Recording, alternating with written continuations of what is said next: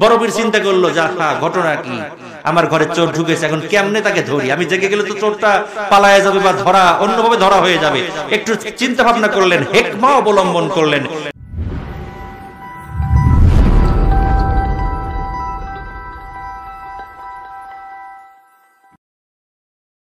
আপনাদের সামনে আমি সূরা ফুরকান থেকে ছোট্ট ছোট্ট 2-3টা আয়াত কারিমা পড়েছি।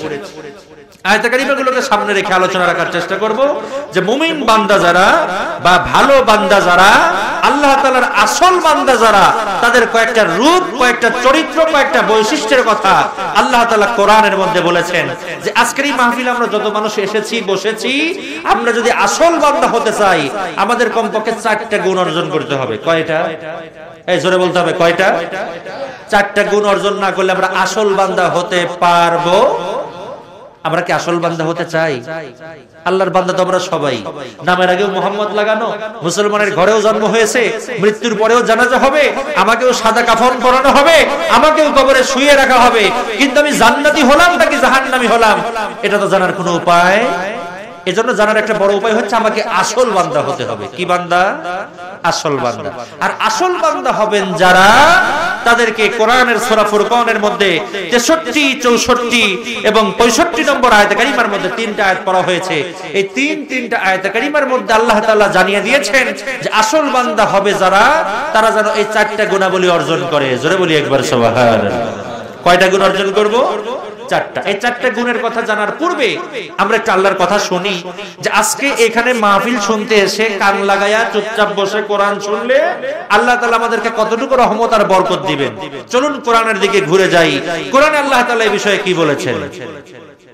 আল্লাহ রাব্বুল আলামিন বলেন, وَإِذَا قُرِئَ الْقُرْآنُ فَاسْتَمِعُوا لَهُ وَأَنصِتُوا لَعَلَّكُمْ تُرْحَمُونَ। জোরে বলি একবার আল্লাহু আকবার। আল্লাহ রাব্বুল আলামিন বলেন, ও দুনিয়ার মানুষ, যেখানে কোরআনের আলোচনা হবে, যেখানে কোরআন হাদিসের আলোচনা করা হবে, ওইখানে যদি বান্দা চুপ থেকে কান লাগায়া মনোযোগ সহকারে সেখানে একটু বসে, আমি আল্লাহ তাআলা ঘোষণা দিচ্ছি আমার বান্দাগুলো মনোযোগ সহকারে কান লাগায়া চুপচাপ বসে আলোচনা শুনবে, যতক্ষণ আমার বান্দার উপরে আসমান থেকে আমি আল্লাহর পক্ষ থেকে রহমত নাজিল হতে থাকবে ততক্ষণ। জোরে বলি একবার সুবহানাল্লাহ। ওই আল্লাহ রাব্বুল আলামিন কোরআনের মধ্যে আমাদেরকে আসল বান্দা হওয়ার জন্য 4টা গুণাবলীর কথা বলেছেন। চলুন একটু আমরা কোরআনের দিকে ফিরে যাই। একটা মানুষ আপনারা উঠবেন না, আমি আশা রাখি, ভরসা রাখি, কোরআনের আলোচনা চলবে যতক্ষণ আমাদের মনোযোগ উল্টাপাল্টা হবে না, ততক্ষণ আমরা কোরআন শোনার জন্য মনোযোগ সহকারে একটু ময়দানে বসে যাব।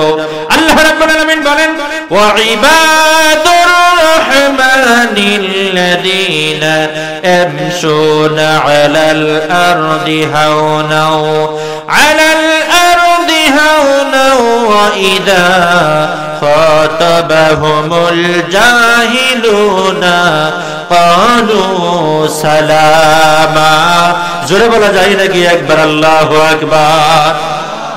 আমার সাইকুলের ভাইরা বাবাজিরা, আল্লাহ রাব্বুল আলামিন বলেন রহমানের 1 নম্বর বান্দা হলো তারা। গুণাবলী যেন কয়টা? জোরে বলেন কয়টা? 4টা গুণাবলীর কথা বলা হয়েছে। 1 নম্বর আল্লাহ বলছে আমি আল্লাহর 1 নম্বরের বান্দা হলো তারা, আমি রহমানের 1 নম্বরের বান্দা হলো তারা যারা পৃথিবীতে নম্র ভদ্রভাবে চলে। জোরে বলি একবারে সুবহানাল্লাহ। তাহলে নম্রতা আর ভদ্রতার পরিচয়ের কথা বলেছেন কে? এই জোরে বলেন কে? আল্লাহ তাআলা। আল্লাহ বললেন যে নম্র এবং ভদ্রভাবে দুনিয়াতে যারা চলে তারা হলো আমি আল্লাহ তাআলার 1 নম্বরের বান্দা। আমি কিন্তু আগেই বলেছি যে এই 4টা গুণ ছাড়া কেউ আসল বান্দা হতে পারবে না। আর আজকের আলোচনার কেন্দ্রবিন্দু, কালকে বলবেন যে ভাগাবাড়ি ঘাট থেকে বক্তা আসছে, প্রধান বক্তা, কোন বিষয়ে আলোচনা করলাম না, বুঝলাম না কিছু, এমন যেন না হয়। আপনারা যেন সুস্পষ্টভাবে বলতে পারেন যে উনি কোরআন থেকে সূরা ফুরকানের 63, 64, 65 3টা আয়াত থেকে আলোচনা করেছেন। প্রথম আয়াতে কারিমার মধ্যে আল্লাহর ঘোষণা যে আসল বান্দা কারা? আসল বান্দা হলো তারা 4টা গুণাবলী অর্জন করেছে যারা। তার নম্বর 1 নম্বর আমি অলরেডি বলে ফেলেছি। 1 নম্বর আসল বান্দা যারা, যারা কিভাবে চলবে? নম্র এবং ভদ্রভাবে যারা চলবে। নম্রতা আর ভদ্রতা নাই যার, সে কিন্তু আসল বান্দা হতে পারবে না। কেমন ভাবে নম্র ভদ্রভাবে চলবেন? এই দুনিয়াতে আমরা অনেককে দেখতে পেয়েছি যারা কথায় কথায় রেগে যায়, আছে না নাই? এই জোরে বলেন আছে না নাই? আছে। অভদ্রতার পরিচয় দেয়। যুবক মানুষ মুরব্বিদের দেখলে সম্মান দেয় না, ইজ্জত দেয় না, সালাম দেয় না। এরকম আপনাদের এলাকায় না থাকলে আমাদের এলাকায় অনেক আছে, আছে না নাই? আছে। আগে ছোটবেলায় দেখা যেত একজন ইয়াং ছেলে, একটু আস্তে কথা বলি প্লিজ, বাম পাশে একটু আস্তে কথা বলি, লুক এট মি প্লিজ, একটু আস্তে কথা বলি। তো আমরা আগে দেখতাম যে ইয়াং জেনারেশন যারা সিগারেট বিড়ি খেলে মুরব্বিদের দেখলে পারে হয় ফালায় দিত, নাই সেভ করতো, ভয় পেত, সম্মান করত। এখন কোন মুরব্বিকে দেখলে পারে সিগারেট বিড়ি হাতে থাকলে পারে কাছে গিয়ে বলে চাচা ম্যাচ আছে নাকি? এরকম আছে না নাই? ভদ্রতা কি থাকলো? থাকলো না। ভদ্রতা এবং নম্রতার পরিচয় দিতে গেলে আমাদেরকে ভদ্র এবং নম্রভাবে চলার জন্য আল্লাহর কোরআনের হুকুম অনুযায়ী আমরা কোন ভাবে কথা বললে, কোন আচরণ প্রকাশ করলে আমি নম্র এবং ভদ্র পরিচয় পাবো, এটা আপনাকে আমাকে বিবেক দিয়ে ভাবতে হবে। এটা পড়াশোনা করে খুঁজে পাওয়া যায় না। কোরআন হাদিস থেকে যতটুকু জানা গিয়েছে, আপনার বিবেক দিয়ে, আপনার আকল দিয়ে, আপনার বুদ্ধিমত্তা দিয়ে আপনাকে জানতে হবে, বুঝতে হবে যে নম্র ভদ্র আমাকে কেমনে কোন আচরণ করলে আমাকে বলা যাবে, ঠিক কিনা বলেন? তাহলে এক নম্বর আসল বান্দা হলে আমাদেরকে নম্র এবং ভদ্রভাবে চলতে হবে। ঘোষণা কার? আল্লাহ তাআলা। নাম্বার 2 নম্বর আল্লাহ রাব্বুল আলামিন বলেন, ওয়াইদা খাতাবাহুমুল জাহিলুনা ক্বালু সালামা। জোরে বলা যায় নাকি একবার? আল্লাহু আকবার। আল্লাহ রাব্বুল আলামিন বলেন, আমি আল্লাহ তাআলা, আমি রহমানের 1 নম্বরের বান্দা নম্র ভদ্রভাবে চলবে। আর 2 নম্বরের আসল বান্দা হয়ে যাবে তারা যারা দুনিয়ার জগতে অনেক ব্যক্তি আছে গালিগালাজ করে, মূর্খদের মতো আচরণ করে, খারাপ কথা বলে। একজন আপনাকে গালি দিয়েছে, আপনি উল্টা তাকে গালি দেন নাই। একজন আপনার সাথে খারাপ কথা বলেছে, আপনি উল্টা তার সাথে খারাপ ব্যবহার করেন নাই। একজন আপনার সাথে রাগারাগি করেছে, আপনি উল্টা তার সাথে রাগারাগি করেন নাই। বরং আপনাকে যদি কেউ গালি দিয়ে থাকে, আপনাকে যদি কেউ বকা দিয়ে থাকে, খারাপ ভাষায় কথা বলে থাকে, বরং আপনি কোনো মন খারাপ না করে খারাপ কথা শোনার পরে উল্টা তাকে যদি আপনি সালাম দিয়ে দেন, আল্লাহ রাব্বুল আলামিন বলে এই ভদ্রতার পরিচয় দেওয়ার কারণে আমি আল্লাহ ঘোষণা দিলাম আমার বান্দাগুলো আসল বান্দা হওয়ার জন্য 2 নম্বরের বৈশিষ্ট্য তারা অবলম্বন করলো। জোরে বলি একবার সুবহানাল্লাহ। আল্লাহর ঘোষণা একরকম আর বাস্তবতা একরকম। আমাদের এলাকায় বা আপনাদের এলাকায় যেখানেই হোক, যদি একজন ছেলে আরেকজন ছেলেকে বা একজন ব্যক্তি আরেকজন ব্যক্তিকে যদি কেউ একটা থাপ্পড় দেয়, উল্টা তাকে ঘুষি দেওয়ার চেষ্টা করে, ঠিক কিনা বলেন? কেউ যদি তাকে একটা বাড়ি দেয়, চিন্তা করে তার মাথায় 10টা বাড়ি কেমনে দেওয়া যায়, উল্টা পাল্টা চিন্তা। কিন্তু আল্লাহর ঘোষণা হলো যে আপনার সাথে যদি বেয়াদবিও করে, খারাপ আচরণও করে, আপনি উল্টা তাকে সালাম দিয়ে দিবেন। ঘোষণাকার আল্লাহ। আল্লাহ বলেন যে এই আচরণ করলে পরে আমি আল্লাহ ঘোষণা দিচ্ছি যে তাকে আমি আসল বান্দা হতে পারবে। আমি 2 নম্বর গুণাবলী তাকে দিয়ে দিলাম। এই কাজটা করতে পারলে সে আমার কাছে আসল বান্দা হতে পারবে। আর একবার বলি সুবহানাল্লাহ।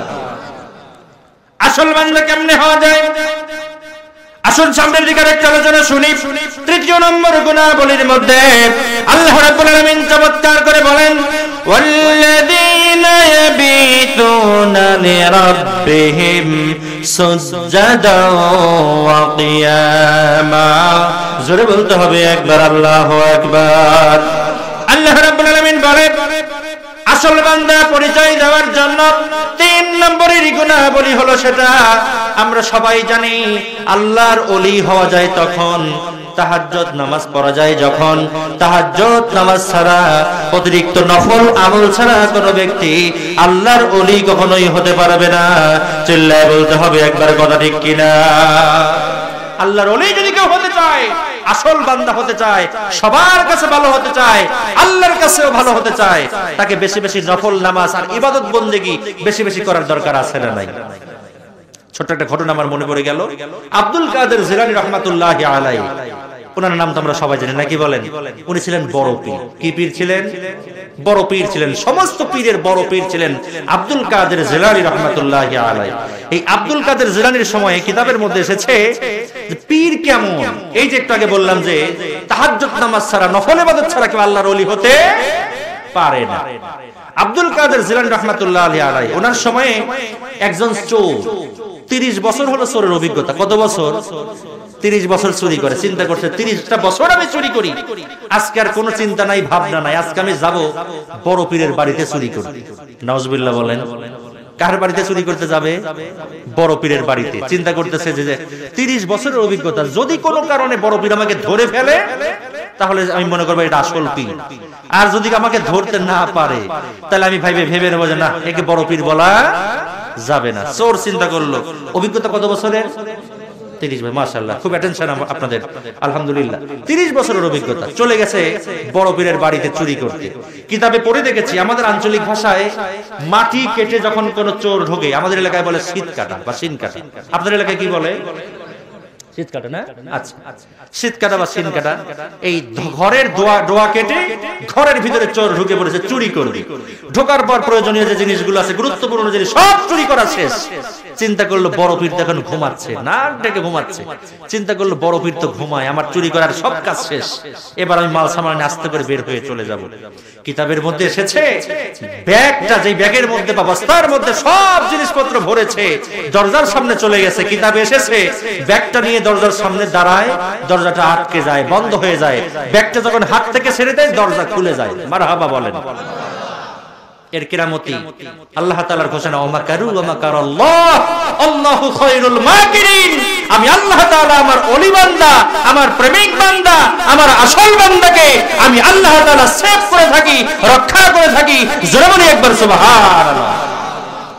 কিতাবের মধ্যে আছে বড় পীর বিছানার মধ্যে ঘুমায়, চোর দরজার সামনে চলে আসে, ব্যাগটা হাতে নিলে দরজাটা অটোমেটিক লক হয়ে যায়, দরজা দিয়ে বের হতে পারে না। ব্যাগটা যখন হাতের থেকে ছেড়ে দিয়ে দেয় সঙ্গে সঙ্গে দরজা খুলে যায়, বের হওয়ার সুযোগ হয়ে যায়।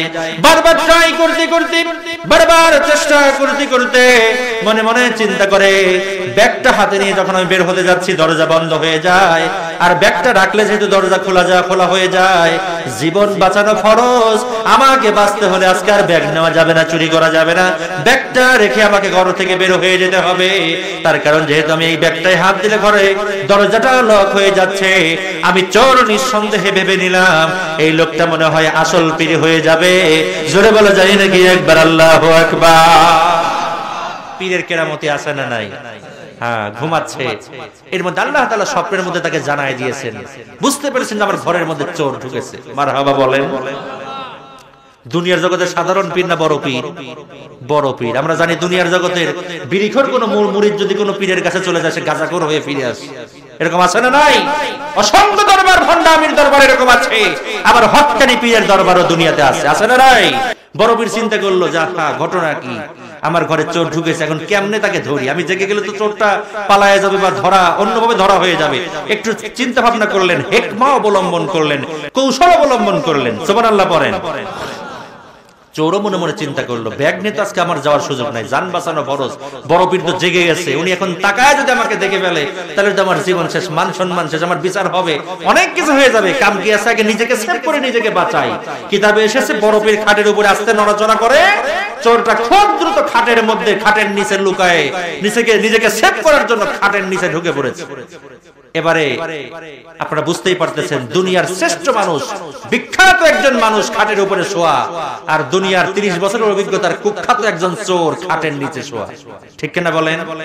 বিখ্যাত ব্যক্তি খাটের উপরে আর কুখ্যাত ব্যক্তি খাটের নিচে। দুজনে কার গোলাম? এই বলেন না, দুজনে কার বান্দা?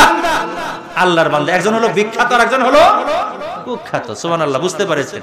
চোর মনে মনে চিন্তা করে কি যে হয়, কি যে হয়। আর আব্দুল কাদের জিলানী চিন্তা করছে যে আজকে যদি এই মুহূর্তে আমি উঠে যাই বা ধরার চেষ্টা করি, ব্যতিক্রম কিছু হয়ে যেতে পারে। আস্তে করে বিছানা থেকে পিঠটা উঠে বসলেন, বিছানা থেকে উঠে আসলেন।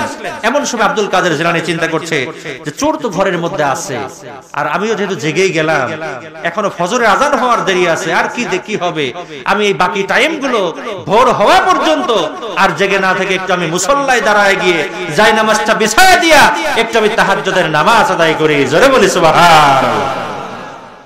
সুতরাং তাহাজ্জুদের নামাজ ছাড়া আল্লাহর ওলি হওয়া যায় না। আমরা জানি যে ওযু ছাড়া, পবিত্রতা ছাড়া নামাজ পড়া যায় না। ওযু ছাড়া কি নামাজ পড়া যায়? যাবে না। আব্দুল কাদের জিলানী রাহমাতুল্লাহি আলাইহি কিতাবে এসেছে, উনি চিন্তা করলেন যে আমি যদি এখন ওযু করতে ঘর থেকে বের হয়ে যাই, চোর কি আর ঘরে থাকবে? থাকবে। কিতাবের মধ্যে আসি, আমার সাইকুলার ভাইরা বাবাজিরা একটু দিলের কানটা লাগায় দেন। তাহাজ্জুদ নামাজ অতিরিক্ত আমলের কথা বলতে গিয়ে ঘটনা আমার মনে পড়ে গেল। আব্দুল কাদের জিলানী রাহমাতুল্লাহি আলাইহি মনে মনে চিন্তা করলেন, আমি যদি এবার ওযু করতে যাই, চোর তো ঘর থেকে বের হয়ে যাবে, তাহলে কি করা যায়? ওযু আমি করতে যাব না, আমি ঘরের ভিতরে ওযু ছাড়া ব্যতিক্রম একটা পবিত্রতার পদ্ধতি আছে। কেউ কি বলতে পারবেন? মাশাআল্লাহ, most welcome, your appropriate answer. সঠিক সময় যদি আপনি পানি না পান, চিন্তা করতেছেন এই মুহূর্তে পানি দিয়ে ওযু করা সম্ভব হচ্ছে না, হতে পারে সেটা মরুভূমির ময়দান অথবা অসুস্থতা অথবা জরুরি কোনো মুহূর্ত, তখন আপনি তায়াম্মুম করে নামাজ পড়তে পারবেন। মারহাবা বলেন। আব্দুল কাদের জিলানী তায়াম্মুম করা শুরু করে দিলেন। তায়াম্মুম করে নামাজের মুসল্লায় দাঁড়ায় গেলেন। এমন সময় খাটের নিচ থেকে চোর মনে মনে চিন্তা করে, জীবনে বহু হুজুর দেখেছি, বহু পীর দেখেছি, আজকে এমন একজন পীর দেখলাম ওযু ছাড়া কেমনে নামাজ পড়ে। নাউজুবিল্লাহ বলেন। চোর কিন্তু জানে না যে ওযু ছাড়াও তায়াম্মুম করা যায়, ঠিক কিনা বলেন? সে কি করতেছে? কার ভুল ধরতেছে? বড় পীরের ভুল ধরতেছে। এরকম সমাজে, বর্তমান সমাজে আছে না নাই? এই জোরে বলেন, আছে না নাই? কিচ্ছু জানে না, নিজেই আলেম ওলামার ভুল ধরতে যায়। কোন আলেম, কোন মাওলানা কোন দিকে কথা বললো আমরা সবাই জানি। 5ই আগস্টের পূর্বে এই দুনিয়ার জগৎ থেকে একজন দুইজন নয়, বেশ কয়েকজন যোগ্যতা সম্পন্ন আলেমদেরকে আমরা হারিয়েছি, যাদের ভুল ধরার জন্য কালেমা ধরলে পারবে না, নামাজের ভালো মন্দ কোনো জিনিস ধরলে পারবে না, কিন্তু বড় বড় আলেমদের ভুল ধরে। এরকম সমাজে আছে না নাই? অনেকেই আছে। চোর ভুল ধরছি। আব্দুল কাদের জিলানীর চিন্তা করে মনে মনে, ওযু ছাড়া কেমনে নামাজ পড়ে, কেমনে সম্ভব? বহু মানুষকে দেখেছে ওযু ছাড়া তো কারণ নামাজ পড়া সম্ভব হয় না, আজকে কেমনে নামাজ পড়ছে ওযু ছাড়া? আব্দুল কাদের জিলানী নামাজের মুসল্লায় দাঁড়ায় গিয়া দীর্ঘক্ষণ যখন নামাজ আদায় করলেন, চোর মনে মনে চিন্তা করে, এতক্ষণ নামাজ পড়ছে, আমি তো বের হতে পারি না। কিতাবের মধ্যে, ঘটনার মধ্যে বর্ণনা করা হয়, অনেক লম্বা ঘটনা, শেষ পর্যন্ত যেটা ঘটে গেল, চোর মনে মনে চিন্তা করে, দুনিয়ার জগতে আমি 30 বছরের অভিজ্ঞতায় চুরি করতে এসেছি, এমন যোগ্যতা সম্পন্ন কোন মানুষকে আজ পর্যন্ত আমি খুঁজে পাই নাই। একটা সেকেন্ড আর দেরি করা সম্ভব হবে না। এই মুহূর্তে তার হাতে হাত দিয়ে কালেমা পড়ে মুসলমান হয়ে ভালো পথের পথিক হয়ে যেতে হবে, তওবা করে ভালো পথে থাকতে হবে, ইহদিনাস সিরাতাল মুস্তাকিমের পথে থাকতে হবে। চিল্লায় বলা যায় নাকি একবার আল্লাহু আকবার? নারে তাকবীর! বন্ধুরা আমার ভাইরা, কোরআনের মধ্যে সূরা ফুরকান 64 নম্বর আয়াতে কারিমার মধ্যে আল্লাহ রাব্বুল আলামিন বলেন, ওয়াল্লাযীনা ইয়াবিতুনা লিরাব্বিহিম সুজদাও ওয়া কিয়ামা। জোরে বলি আল্লাহু আকবার। আল্লাহ রাব্বুল আলামিন বলেন, যারা রাত্রি যাপন করে, কষ্ট করে আরামের ঘুমকে হারাম করে দিয়া বিছানাটা ত্যাগ করে যারা আমি আল্লাহর উদ্দেশ্যে, পালন কর্তার উদ্দেশ্যে যারা রুকু দেয়, যারা সেজদা দেয়, নামাজের মধ্যে দণ্ডায়মান থাকে, নামাজ পড়ার জন্য চেষ্টা করে, আল্লাহ রাব্বুল আলামিন বলেন আসল বান্দা হলো তারা যারা আরামের ঘুমকে হারাম করে দিয়ে আমার জন্য তাহাজ্জুদের আমল করে, বেশি বেশি তাহাজ্জুদের নামাজ পড়ে। 3 নম্বরে তারা হলো আমি আল্লাহর কাছে 3 নম্বরে আসল বান্দা। একবার বলি সুবহানাল্লাহ। মাশাআল্লাহ। আমি দেখি মনে আছে কিনা আপনাদের, আসল বান্দা হতে গেলে কয়টা গুণ অবলম্বন করতে হবে? 4টা গুণ। 1 নম্বরে কি? নম্র ভদ্রভাবে চলতে হবে। মাশাআল্লাহ। 2 নম্বরে জানো কি? কেউ যদি গালিগালাজ করে উল্টা সালাম দিতে হবে, নাকি বলেন? যে যেভাবেই গালিগালাজ করে আমরা উল্টা থেকে সালাম দিয়ে দেব। সালাম দিলে অন্তরটার মধ্যে প্রশান্তি দান করেন কে? আল্লাহ তাআলা। 3 নম্বরে সালাম দিতে হবে ঘন ঘন। আর 2 নম্বরে, আর 3য় নম্বরে তাহাজ্জুদের সালাত আদায় করতে হবে, নফল নামাজ বেশি বেশি পড়তে হবে, আরামের ঘুমকে হারাম করে দিয়া বেশি বেশি তাহাজ্জুদের আমল করতে হবে। কয় নম্বর গেল? 3 নম্বর। 4 নম্বরে আল্লাহ রাব্বুল আলামিন বলেন, ওয়াল্লাযীনা ইয়াকুলুনা রাব্বানা সরিফ আন্না আযাব জাহান্নাম ইন্না আযাবাহা কানা গরামা।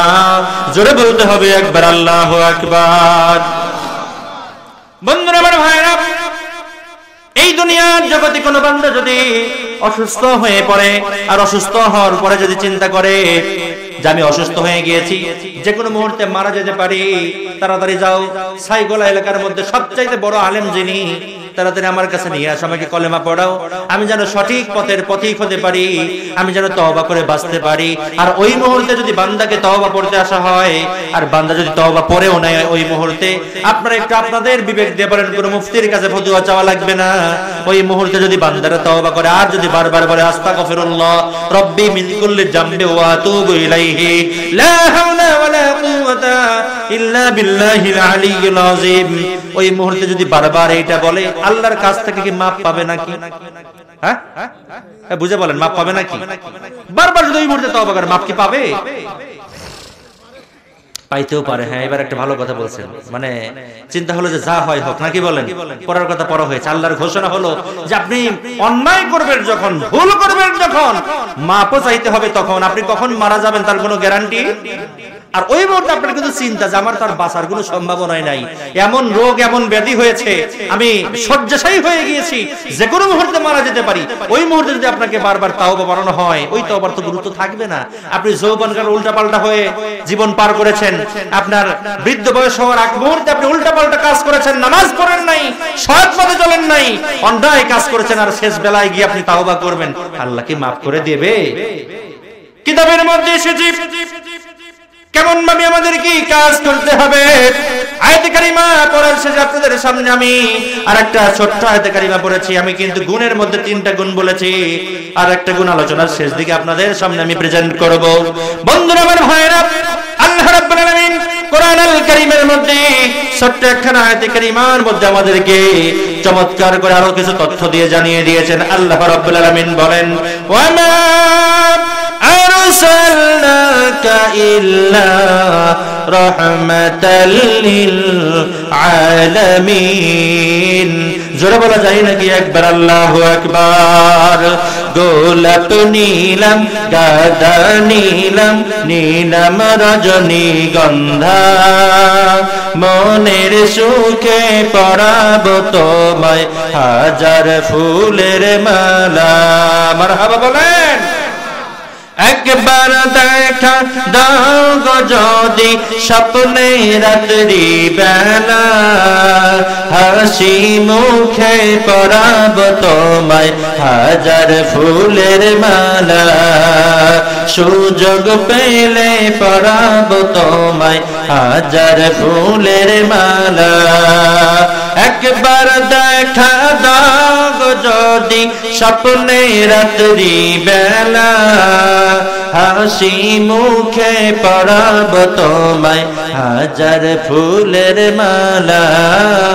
ইয়া রাসূলুল্লাহ ইয়া হাবিবাল্লাহ ইয়া রাসূলুল্লাহ ইয়া হাবিবাল্লাহ।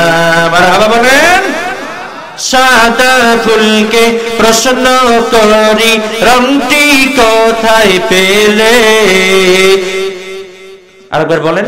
সাদা ফুলকে প্রশ্ন করি রংটি কোথায় পেলে, নবীজির দাঁত মোবারক সাদা ছিল বলে, ও সাদা ছিল বলে, তাই সাদা ফুলকে তুলে তুলে গেথে রাখলাম মালা, সুযোগ পেলে পরাবো তোমায় হাজার ফুলের মালা।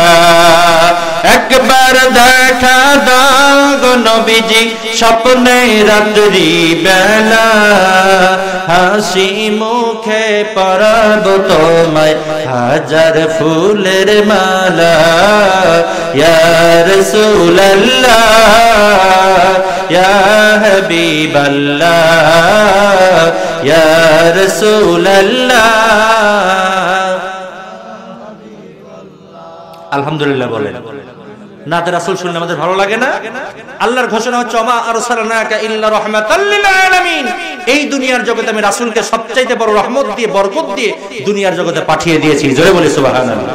এই যে আবার ভাই উঠলো, যে চাদরুল্লাহ ভাই, উনি আসবে নাকি আবার শোনেন তো দেখি, 1 নম্বর না 2 নম্বর? আলহামদুলিল্লাহ, কে উঠা যাবেন 1 নম্বর উনি আবার চলে আসবেন, আলহামদুলিল্লাহ। আচ্ছা আলহামদুলিল্লাহ, তাহলে আমরা জানলাম যে রহমত এবং বরকত দুনিয়ার জগৎ আল্লাহ তাআলা সূরা ফাতিহার মধ্যে আল্লাহ বলেছেন আলহামদুলিল্লাহি রাব্বিল আলামিন। গোটা কোরআনের মধ্যে প্রথম যে সূরাটি এসেছে এই সূরার মধ্যে আল্লাহ তাআলা তার প্রশংসা দিয়ে, তার আলোচনা দিয়ে, তার গুণকীর্তন দিয়ে আল্লাহ তাআলা সূরা ফাতিহা শেষ করেছেন। আর আল্লাহ রাব্বুল আলামিন বলেছেন যে এই কোরআনের মধ্যে আমি আল্লাহ তাআলা আরেকটা আয়াতে কারিমার দ্বারা আমি আল্লাহ তাআলা আমার নবীজিকে আমি সম্মানিত করেছি, আমার নবীজির গুণকীর্তন আমি আল্লাহ তাআলা করেছি। জোরে বলি একবার সুবহানাল্লাহ, একটু জোরে বলেন সুবহানাল্লাহ। ওই নবীজিকে আমরা ভালোবাসি কি বাসি না? মহব্বত করি কি করি না? জীবনের থেকে কম না বেশি? এই জোরে বলেন, কম না বেশি? বন্ধু আমার ভাইরা, কিতাবের মধ্যে আসি সূরা নূরের মধ্যে 11 থেকে প্রায় 20 পর্যন্ত 20-22 নাম্বার আয়াতে কারিমা পর্যন্ত আল্লাহ রাব্বুল আলামিন চমৎকার কিছু ঘোষণা দিয়েছেন। এমন একটা আয়াতে কারিমা, এমন একটা ঘটনা আয়াতে কারিমার মধ্যে এসেছে। বন্ধুরা আমার ভাইরা, কিতাবের মধ্যে আসি রাসূল করিম সাল্লাল্লাহু আলাইহি ওয়াসাল্লাম আমাদের জন্য কেমন আদর্শ ছিল, কেমন আইডল ছিল। বর্তমান সময়ে লক্ষ্য করলে দেখা যায় অনেক পরিবারের মধ্যে এরকম ঘটনা ঘটে। আজকে আলোচনা করার পূর্ব মুহূর্তে আমার মনে হচ্ছিল আজকে মনে হয় এই ধরনের কথা এখানে আলোচনা রাখা দরকার। কারণ বর্তমান সময় আমরা লক্ষ্য করে দেখতে পারি একজন ব্যক্তি একটা অন্যায় কাজ করছে অথবা করে নাই, ভালো কাজ করেছে অথবা করে নাই, আমরা জেনে না জেনে, বুঝে না বুঝে, অনুমান করে উল্টা পাল্টা কথা বলি। আছে না নাই? এরকম ঘটনা থেকে আমাদের নবীজিও ছাড় পায় নাই। কিতাবের মধ্যে বর্ণনা করা হয় আমার নবীজি যখন কোন একটা যুদ্ধের ময়দানে যাওয়ার জন্য নিয়ত করলো, সংকল্প করলো যুদ্ধের ময়দানে চলে যাব। যুদ্ধের ময়দানে যাওয়ার সময় যখন পরিবারের সকল সদস্যদেরকে বললেন যুদ্ধের ময়দানে তোমরা আমার সাথে কে কে যেতে পারবে, কে কে যাওয়ার জন্য ইচ্ছা পোষণ করো। কিতাবের মধ্যে আসি ওই যুদ্ধের ময়দানে যাওয়ার জন্য আম্মা জান আয়েশা সিদ্দিকা রাদিয়াল্লাহু তাআলা আনহা তিনি সিদ্ধান্ত গ্রহণ করলো, প্রাণের স্বামী আমার খুব মনটা চায় যে এই যুদ্ধের ময়দানে আপনার সঙ্গে আমি সফর সঙ্গী হব। মারহাবা বলেন। যুদ্ধের ময়দানে কে যাবে? আম্মা জান আয়েশা, একজন মহিলা মানুষ। ছোট্ট ছোট্ট কিছু বাচ্চাগুলো এই যুদ্ধের ময়দানে যাওয়ার জন্য নিয়ত গ্রহণ করেছে। কিতাবের মধ্যে এসেছিল এই যুদ্ধের ময়দানে যাওয়ার জন্য এই জন্য নিয়ত করেছে যে এই যুদ্ধের ময়দান থেকে আমরা বিজয় হিসেবে ফিরে আসতে পারবো, আল্লাহর পক্ষ থেকে ফয়সালা চলে আসবে, অবশ্যই এই যুদ্ধের ময়দানে আমরা বিজয় লাভ করতে পারবো। বন্ধুরা আমার ভাইরা, আমার চাকমোহরের ছাইকোলার ভাইরা, কিতাবের মধ্যে আসে যুদ্ধের ময়দানে যখন চলে গেলেন, বিজয় লাভ করলেন। সংক্ষিপ্ত পরিসরে আপনাদের বোঝানোর জন্য বলি, বিজয় লাভ করার পরে আল্লাহর নবীজিও আছে, কাফেলার মধ্যে অনেকেই আছে, ছোট্ট ছোট্ট বাচ্চাগুলো আছে। বিশেষ করে ওই সফরের মধ্যে আমার নবীজির স্ত্রী আম্মা জান আয়েশা সিদ্দিকা রাদিয়াল্লাহু তাআলা আনহা উনিও সেই যুদ্ধের ময়দানে আছে। যুদ্ধ শেষ করার পরে বাড়ির উদ্দেশ্যে ফিরে আসতেছেন। কিতাবের মধ্যে আসি আমার নবীজি আস্তে আস্তে এমন একটা জায়গার মধ্যে পৌঁছে গেলেন। মনে মনে চিন্তা করলেন আমাদের এই কাফেলার মধ্যে যে পানি সংগ্রহ করা ছিল এখন তো পানিগুলো ফুরায় গেল, পানির কিছু প্রয়োজন। একবার সুবহানাল্লাহ পড়েন। নবীজির কিছু পানি প্রয়োজন। কিতাব এসেছে মুহাজির সাহাবীদেরকে নিয়ে আসার সময় নবীজি বললেন যে আনসার সাহাবীরা এখানে বেশ কিছু বাড়িঘর দেখা যাচ্ছে, যার যতটুকু পানির প্রয়োজন, যেহেতু আমাদের এখন অনেক দূর পথ চলতে হবে, যে কোনো পরিবেশে আমাদের পানির দরকার হতে পারে, যার যতটুকু পানির প্রয়োজন দ্রুত নিয়ে নাও। কিতাবে আসছে মুহাজির সাহাবীরা আমরা আনসার সাহাবীদেরকে সহযোগিতা করতেছেন। আনসার সাহাবীগুলো তাদেরকে বারবার বলতেছে মুহাজিরেরা এসেছে, তাদেরকে পানির ব্যবস্থা করে দিতে হবে। পানির ব্যবস্থা হয়ে গেল, পানি নিলেন। কিতাবে এসেছে যে এই পানি নেওয়ার সময় আব্দুল্লাহ ইবনে সুলুলের আমরা নাম সবাই জানি, যে মুনাফিক একজন ব্যক্তি ছিলেন, উল্টাপাল্টা কাজ, উল্টাপাল্টা নিয়ত করে চলতো, কোন ভাবে মুসলমানদের মধ্যে ফিতনা লাগায় দেওয়া যায় এই চিন্তা নিয়ে থাকতো। চিন্তা করা যাচ্ছে যে এই মানে যুদ্ধ শেষ করার পরে ফেরার পথে আনসার সাহাবী আর মুহাজির সাহাবী এদের মধ্যে একটা দ্বন্দ্ব, ঝগড়া, বিবাদ তৈরি হয়ে গেল। কিতাবে এসেছে এই ঝগড়া দেখার পরে রাসূল মনে মনে চিন্তা করলো যে আনসার আর মুহাজির সাহাবীদের মধ্যে ঝগড়া লেগে গেছে, আর দেরি করার দরকার নাই, ঝগড়া কেমনে থামাবো দরকার নাই, আমি আমার সাহাবীদেরকে সাথে নিয়ে আমার গন্তব্যের দিকে আমি ফিরে যাই। একবার বলি সুবহানাল্লাহ। কিতাবের মধ্যে এসেছে আমার নবীজি যখন সবাইকে সাথে নিয়ে গন্তব্যের দিকে রওনা হয়ে গেলেন, অনেক দূর চলে আসার পরে কিতাবের মধ্যে আছে আমার নবীজি অনেক দূর যখন চলে এসেছে, ওই সফরের মধ্যে একটু আগেই কিন্তু আপনাদেরকে আমি বলেছি, ওই সফরের মধ্যে অনেক ব্যক্তিদের মধ্যে কয়েকজন মহিলা গিয়েছিলেন, কয়েকজন ছোট্ট ছোট্ট বাচ্চা গিয়েছিলেন। ওই সফরের মধ্যে আম্মা জান আয়েশা ওই সফরের মধ্যে আমার নবীজির সঙ্গে ছিলেন। বন্ধুরা আমার ভাইরা একটু দিলের কানটা লাগায় দেন। সফর থেকে ফেরার সময় আপনাদের এলাকার মধ্যে গরুর গাড়ি থাকতে পারে, মহিষের গাড়ি থাকতে পারে। আমার নবীজি যেই সফরের মধ্যে আমার আম্মা জান আয়েশাকে নিয়ে আসতেছেন, কিতাবের মধ্যে আসে ঘোড়ার গাড়ি অথবা উটের গাড়ি, যেটাই হোক না কেন, আরবিতে বলা হয় হাওদা। কি বলা হয়? হাওদা নামক জায়গা। হাওদা বলতে বোঝায় উটের গাড়ি বলেন, মহিষের গাড়ি বলেন, আর গরুর গাড়ি বলেন, পিছনে কুড়ে ঘরের মতো একটা ছাউনি দিয়ে বানানো হয়, এটাকে আরবিতে বলা হয় হাওদা। আরবিতে কি বলে এটাকে? হাওদা। হাওদার মধ্যে আমার আম্মা জান আয়েশা সিদ্দিকা রাদিয়াল্লাহু তাআলা আনহা আছে, তার পাশেই পর্দা দিয়ে আটকানো আছে, কোন ব্যক্তি তখন দেখতে পারবে না। কিতাবের মধ্যে এসেছে তখন পর্দার আয়াত পরিপূর্ণভাবে নাজিল হয় নাই। সূরা নূরের 11 নম্বর আয়াত থেকে আলোচনাগুলো এসেছে।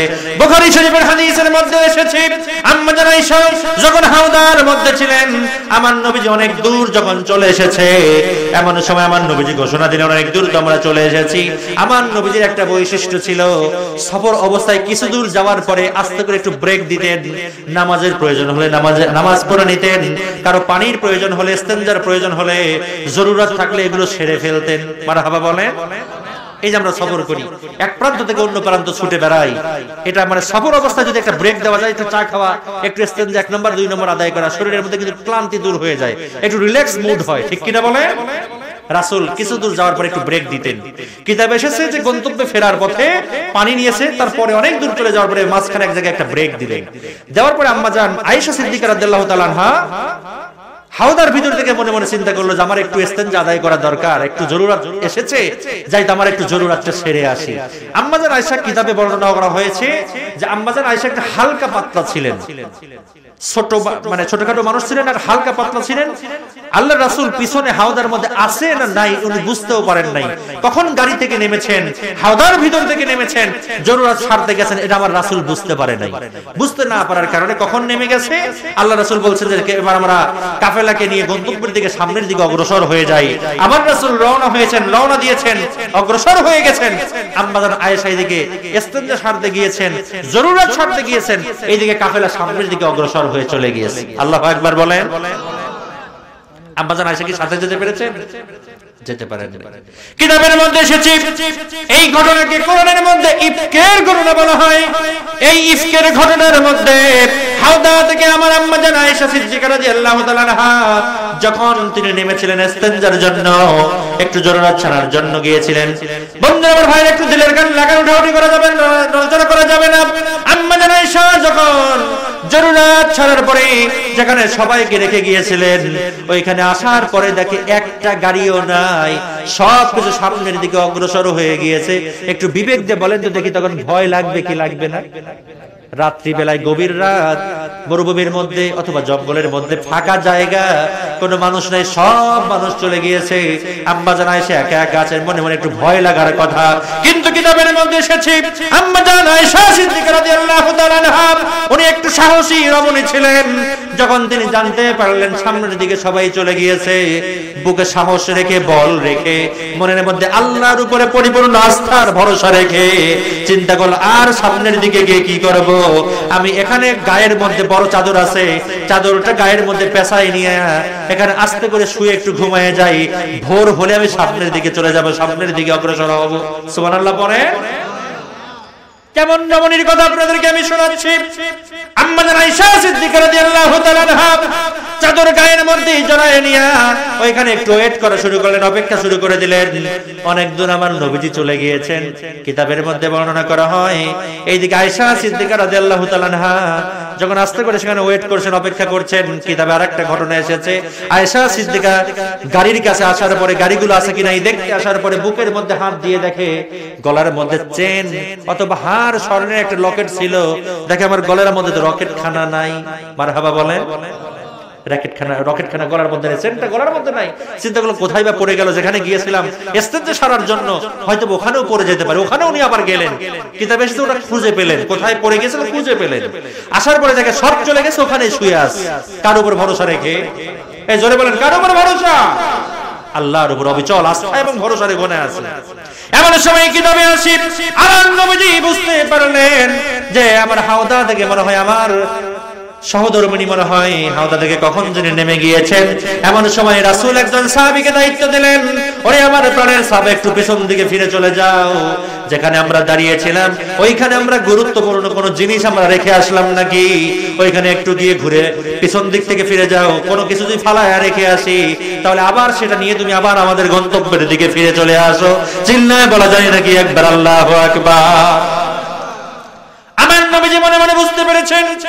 এমন সময় সাহাবী যখন আবার পিছন দিকে চলে যায়, যাওয়ার পরে চিন্তা করে কোনো কিছুই তো খুঁজে পাই না, যেখানে দাঁড়ায় ছিল গাড়িগুলা সফর থেকে ফেরার সময় তাকায় দেখে হালকা হালকা কালো কালো কাপড়কে যেন পেছায়া ওখানে ঘুমায়া আছে। সাহাবী মনে মনে ভয় পেলেন, কে না জানি ওখানে শুয়ে আছে। কাছাকাছি পৌঁছার পরে তখন পর্দার আয়াত নাজিল হয় নাই, তাকায় লক্ষ্য করে দেখতে পেলেন ওটা আর কেউ নয়, কালো চাদর পেছায়া এই নির্জন পরিবেশে একা একা যিনি শুয়ে আছেন আল্লাহর উপর ভরসা রেখে, তিনি এই দুনিয়ার জগতের স্বনামধন্য একজন মহিলা হযরত আয়েশা সিদ্দিকা রাদিয়াল্লাহু তাআলা আনহা। জোরে বলি একবার সুবহানাল্লাহ। বন্ধুরা আমার ভাইরা, কিতাবের মধ্যে বর্ণনা করা হয়েছে আম্মা জান আয়েশার কাছে গিয়ে যখন সাহাবী সালাম দিয়ে দিলেন, আম্মা জান আয়েশা সালামের জবাব দিয়ে দিলেন, উনি বুঝতে পারলেন এটা তো আয়েশা রয়েছে। আয়েশা ডেকে ডেকে বলে, ওগো আল্লাহর নবীর সাহাবী, আমার অন্তরের বিশ্বাস ছিল যে আমি আসার পরে দেখি তোমরা সবাই চলে গিয়েছো, আমার অন্তরের বিশ্বাস ছিল নবীজি নিশ্চয়ই কাউকে না কাউকে পিছন দিকে পাঠাবে, আর পাঠালেই আমি তার সাথে আবার অ্যাড হয়ে সামনের দিকে অগ্রসর হয়ে যাব। বন্ধুরা আমার ভাইরা, একটু দিলের কান লাগান। আয়েশা সিদ্দিকা রাদিয়াল্লাহু তাআলা আনহা রাত্রি বেলায় ওই নির্জন পরিবেশে আয়েশা সিদ্দিকা রাদিয়াল্লাহু তাআলা আনহা আছে, আর আল্লাহর নবীর একজন সাহাবী আছে। আর কি দ্বিতীয় কোনো ব্যক্তি আছে নাকি? আমার কথা বুঝতে পারছেন সবাই? আর কি কেউ আছে নাকি? আর কেউ নাই। কয়জন আছে? দুইজন ব্যক্তি আছে, নির্জন পরিবেশ। বন্ধুরা আমার ভাইরা, এমন সময় কিতাবে এসেছে আব্দুল্লাহ ইবনে উবাই ইবনে সুলুল মুনাফিকদের সর্দারের কথা আপনাদের সামনে আমি বলছি। সুযোগ সুবিধা কখনোই তিনি পায় না, মনে মনে চিন্তা করে কখন নবীজির নামে উল্টাপাল্টা কথা বলা যায়, কখন কাফের বেঈমানের পক্ষে কাজ করা যায়, মুসলমানদের ক্ষতি করা যায়। আব্দুল্লাহ ইবনে উবাই ইবনে সুলুল মনে মনে চিন্তা করেছিল মুসলমানদের সাথে কাফেরদের একটা যুদ্ধ লাগবে, আর এই যুদ্ধের মধ্যে মুসলমানরাই জয়ী হবে, আর যুদ্ধের ময়দানে গুরুত্বপূর্ণ কোনো মাল সামানা যদি ফালায় আসে সবগুলো আমি লুটে পুটে নিয়ে নেব, আমি টাকা পয়সার মালিক হয়ে যাব। এই চিন্তা করে আব্দুল্লাহ ইবনে সুলুল রাস্তার মধ্যে দাঁড়ায়ছিলেন, সামনের দিকে তিনি দাঁড়ায় আছিলেন। কিতাবের মধ্যে আসি আমার নবীজি সৈন্য সমর্থ নিয়ে সমস্ত সঙ্গীদেরকে নিয়ে সামনের দিকে চলে গিয়েছে, পিছন দিক থেকে দুইজনকে রেখে এসেছে। একজন হলো আল্লাহর নবীজির সাহাবা, আর একজন হলেন আম্মা জান আয়েশা সিদ্দিকা রাদিয়াল্লাহু তাআলা আনহা। আস্তে আস্তে যখন আব্দুল্লাহ ইবনে উবাই ইবনে সুলুলের সাথে দেখা হয়ে গেল, মনে মনে চিন্তা করে কাম তো হয়েছে রে, কাম তো হয়েছে, নবীজি নাই। সারাটা রাত তারা দুইজনেই জঙ্গলের মধ্যে বা মরুভূমির মধ্যে, একটা ব্যক্তিও ছিল না। দুইজন ব্যক্তি একসঙ্গে ছিল, একজন হলো নারী আর একজন হলো পুরুষ। আব্দুল্লাহ ইবনে সুলুল মনে মনে চিন্তা করে, এই তো সুযোগ আমি পেয়েছি, আমি এবার নবীজির নামে উল্টা পাল্টা খবর ছড়াইয়া দেব। এই মরুভূমির মধ্যে অন্য কোনো ব্যক্তি যেহেতু ছিল না, আম্মা জান আয়েশা, এই আয়েশার সাথে আল্লাহর নবীজির এই সাহাবা আজে বাজে কাজ করেছে, উল্টা পাল্টা কাজ করেছে, জিনা করেছে, অন্যায় কাজ করেছে, দুনিয়ার কেউ দেখতে পারে নাই তারা খারাপ কাজ করেছে। নবীজির স্ত্রী হওয়ার পরে কেমন করে এই খারাপ কাজ করলো, ঢোলে বাড়িতে এলাকার মধ্যে এই কথা কারা ছড়ায় ফেলবো। সাইকুলাবাসী চিৎকার দিয়ে বলেন একবার নাউযুবিল্লাহ। বন্ধুরা আমার ভাই, আপনাদের কাছে আমি প্রশ্ন করতে চাই, আম্মা জান আয়েশার নামে যদি এই ধরনের আজে বাজে কথা কোনো ব্যক্তি বলে থাকে, ইমানদার কোনো ব্যক্তি কি সহ্য করতে পারবে নাকি? জোরে বলেন, কেউ তো সহ্য করতে পারবে না। কলিজার মধ্যে টান লেগে যাবে, কলিজার মধ্যে রক্তক্ষরণ হয়ে যাবে। আব্দুল্লাহ ইবনে উবাই ইবনে সুলুল মুনাফিকদের সর্দার মনে মনে চিন্তা করলো, নবীজির নামে আমরা সুযোগই পাই না, এবার উল্টা পাল্টা কথা বলে এলাকার মধ্যে একটা রিউমার ছড়াই দেব, অন্যায় কথা ছড়াই দেব। আসলে কি কথা সত্য নাকি? কথা কি সত্য? কথা কিন্তু সত্য নয়, মিথ্যা কথা, অবান্তর কথা। আমার নবীজির পক্ষ থেকে আম্মা জান আয়েশাকে সম্মানিত করা হয়েছে। এরকম সম্মানিত একজন মা সম্পর্কে, একজন জান্নাতি রমণী সম্পর্কে কেমন করে আজে বাজে কথা বলতে পারে?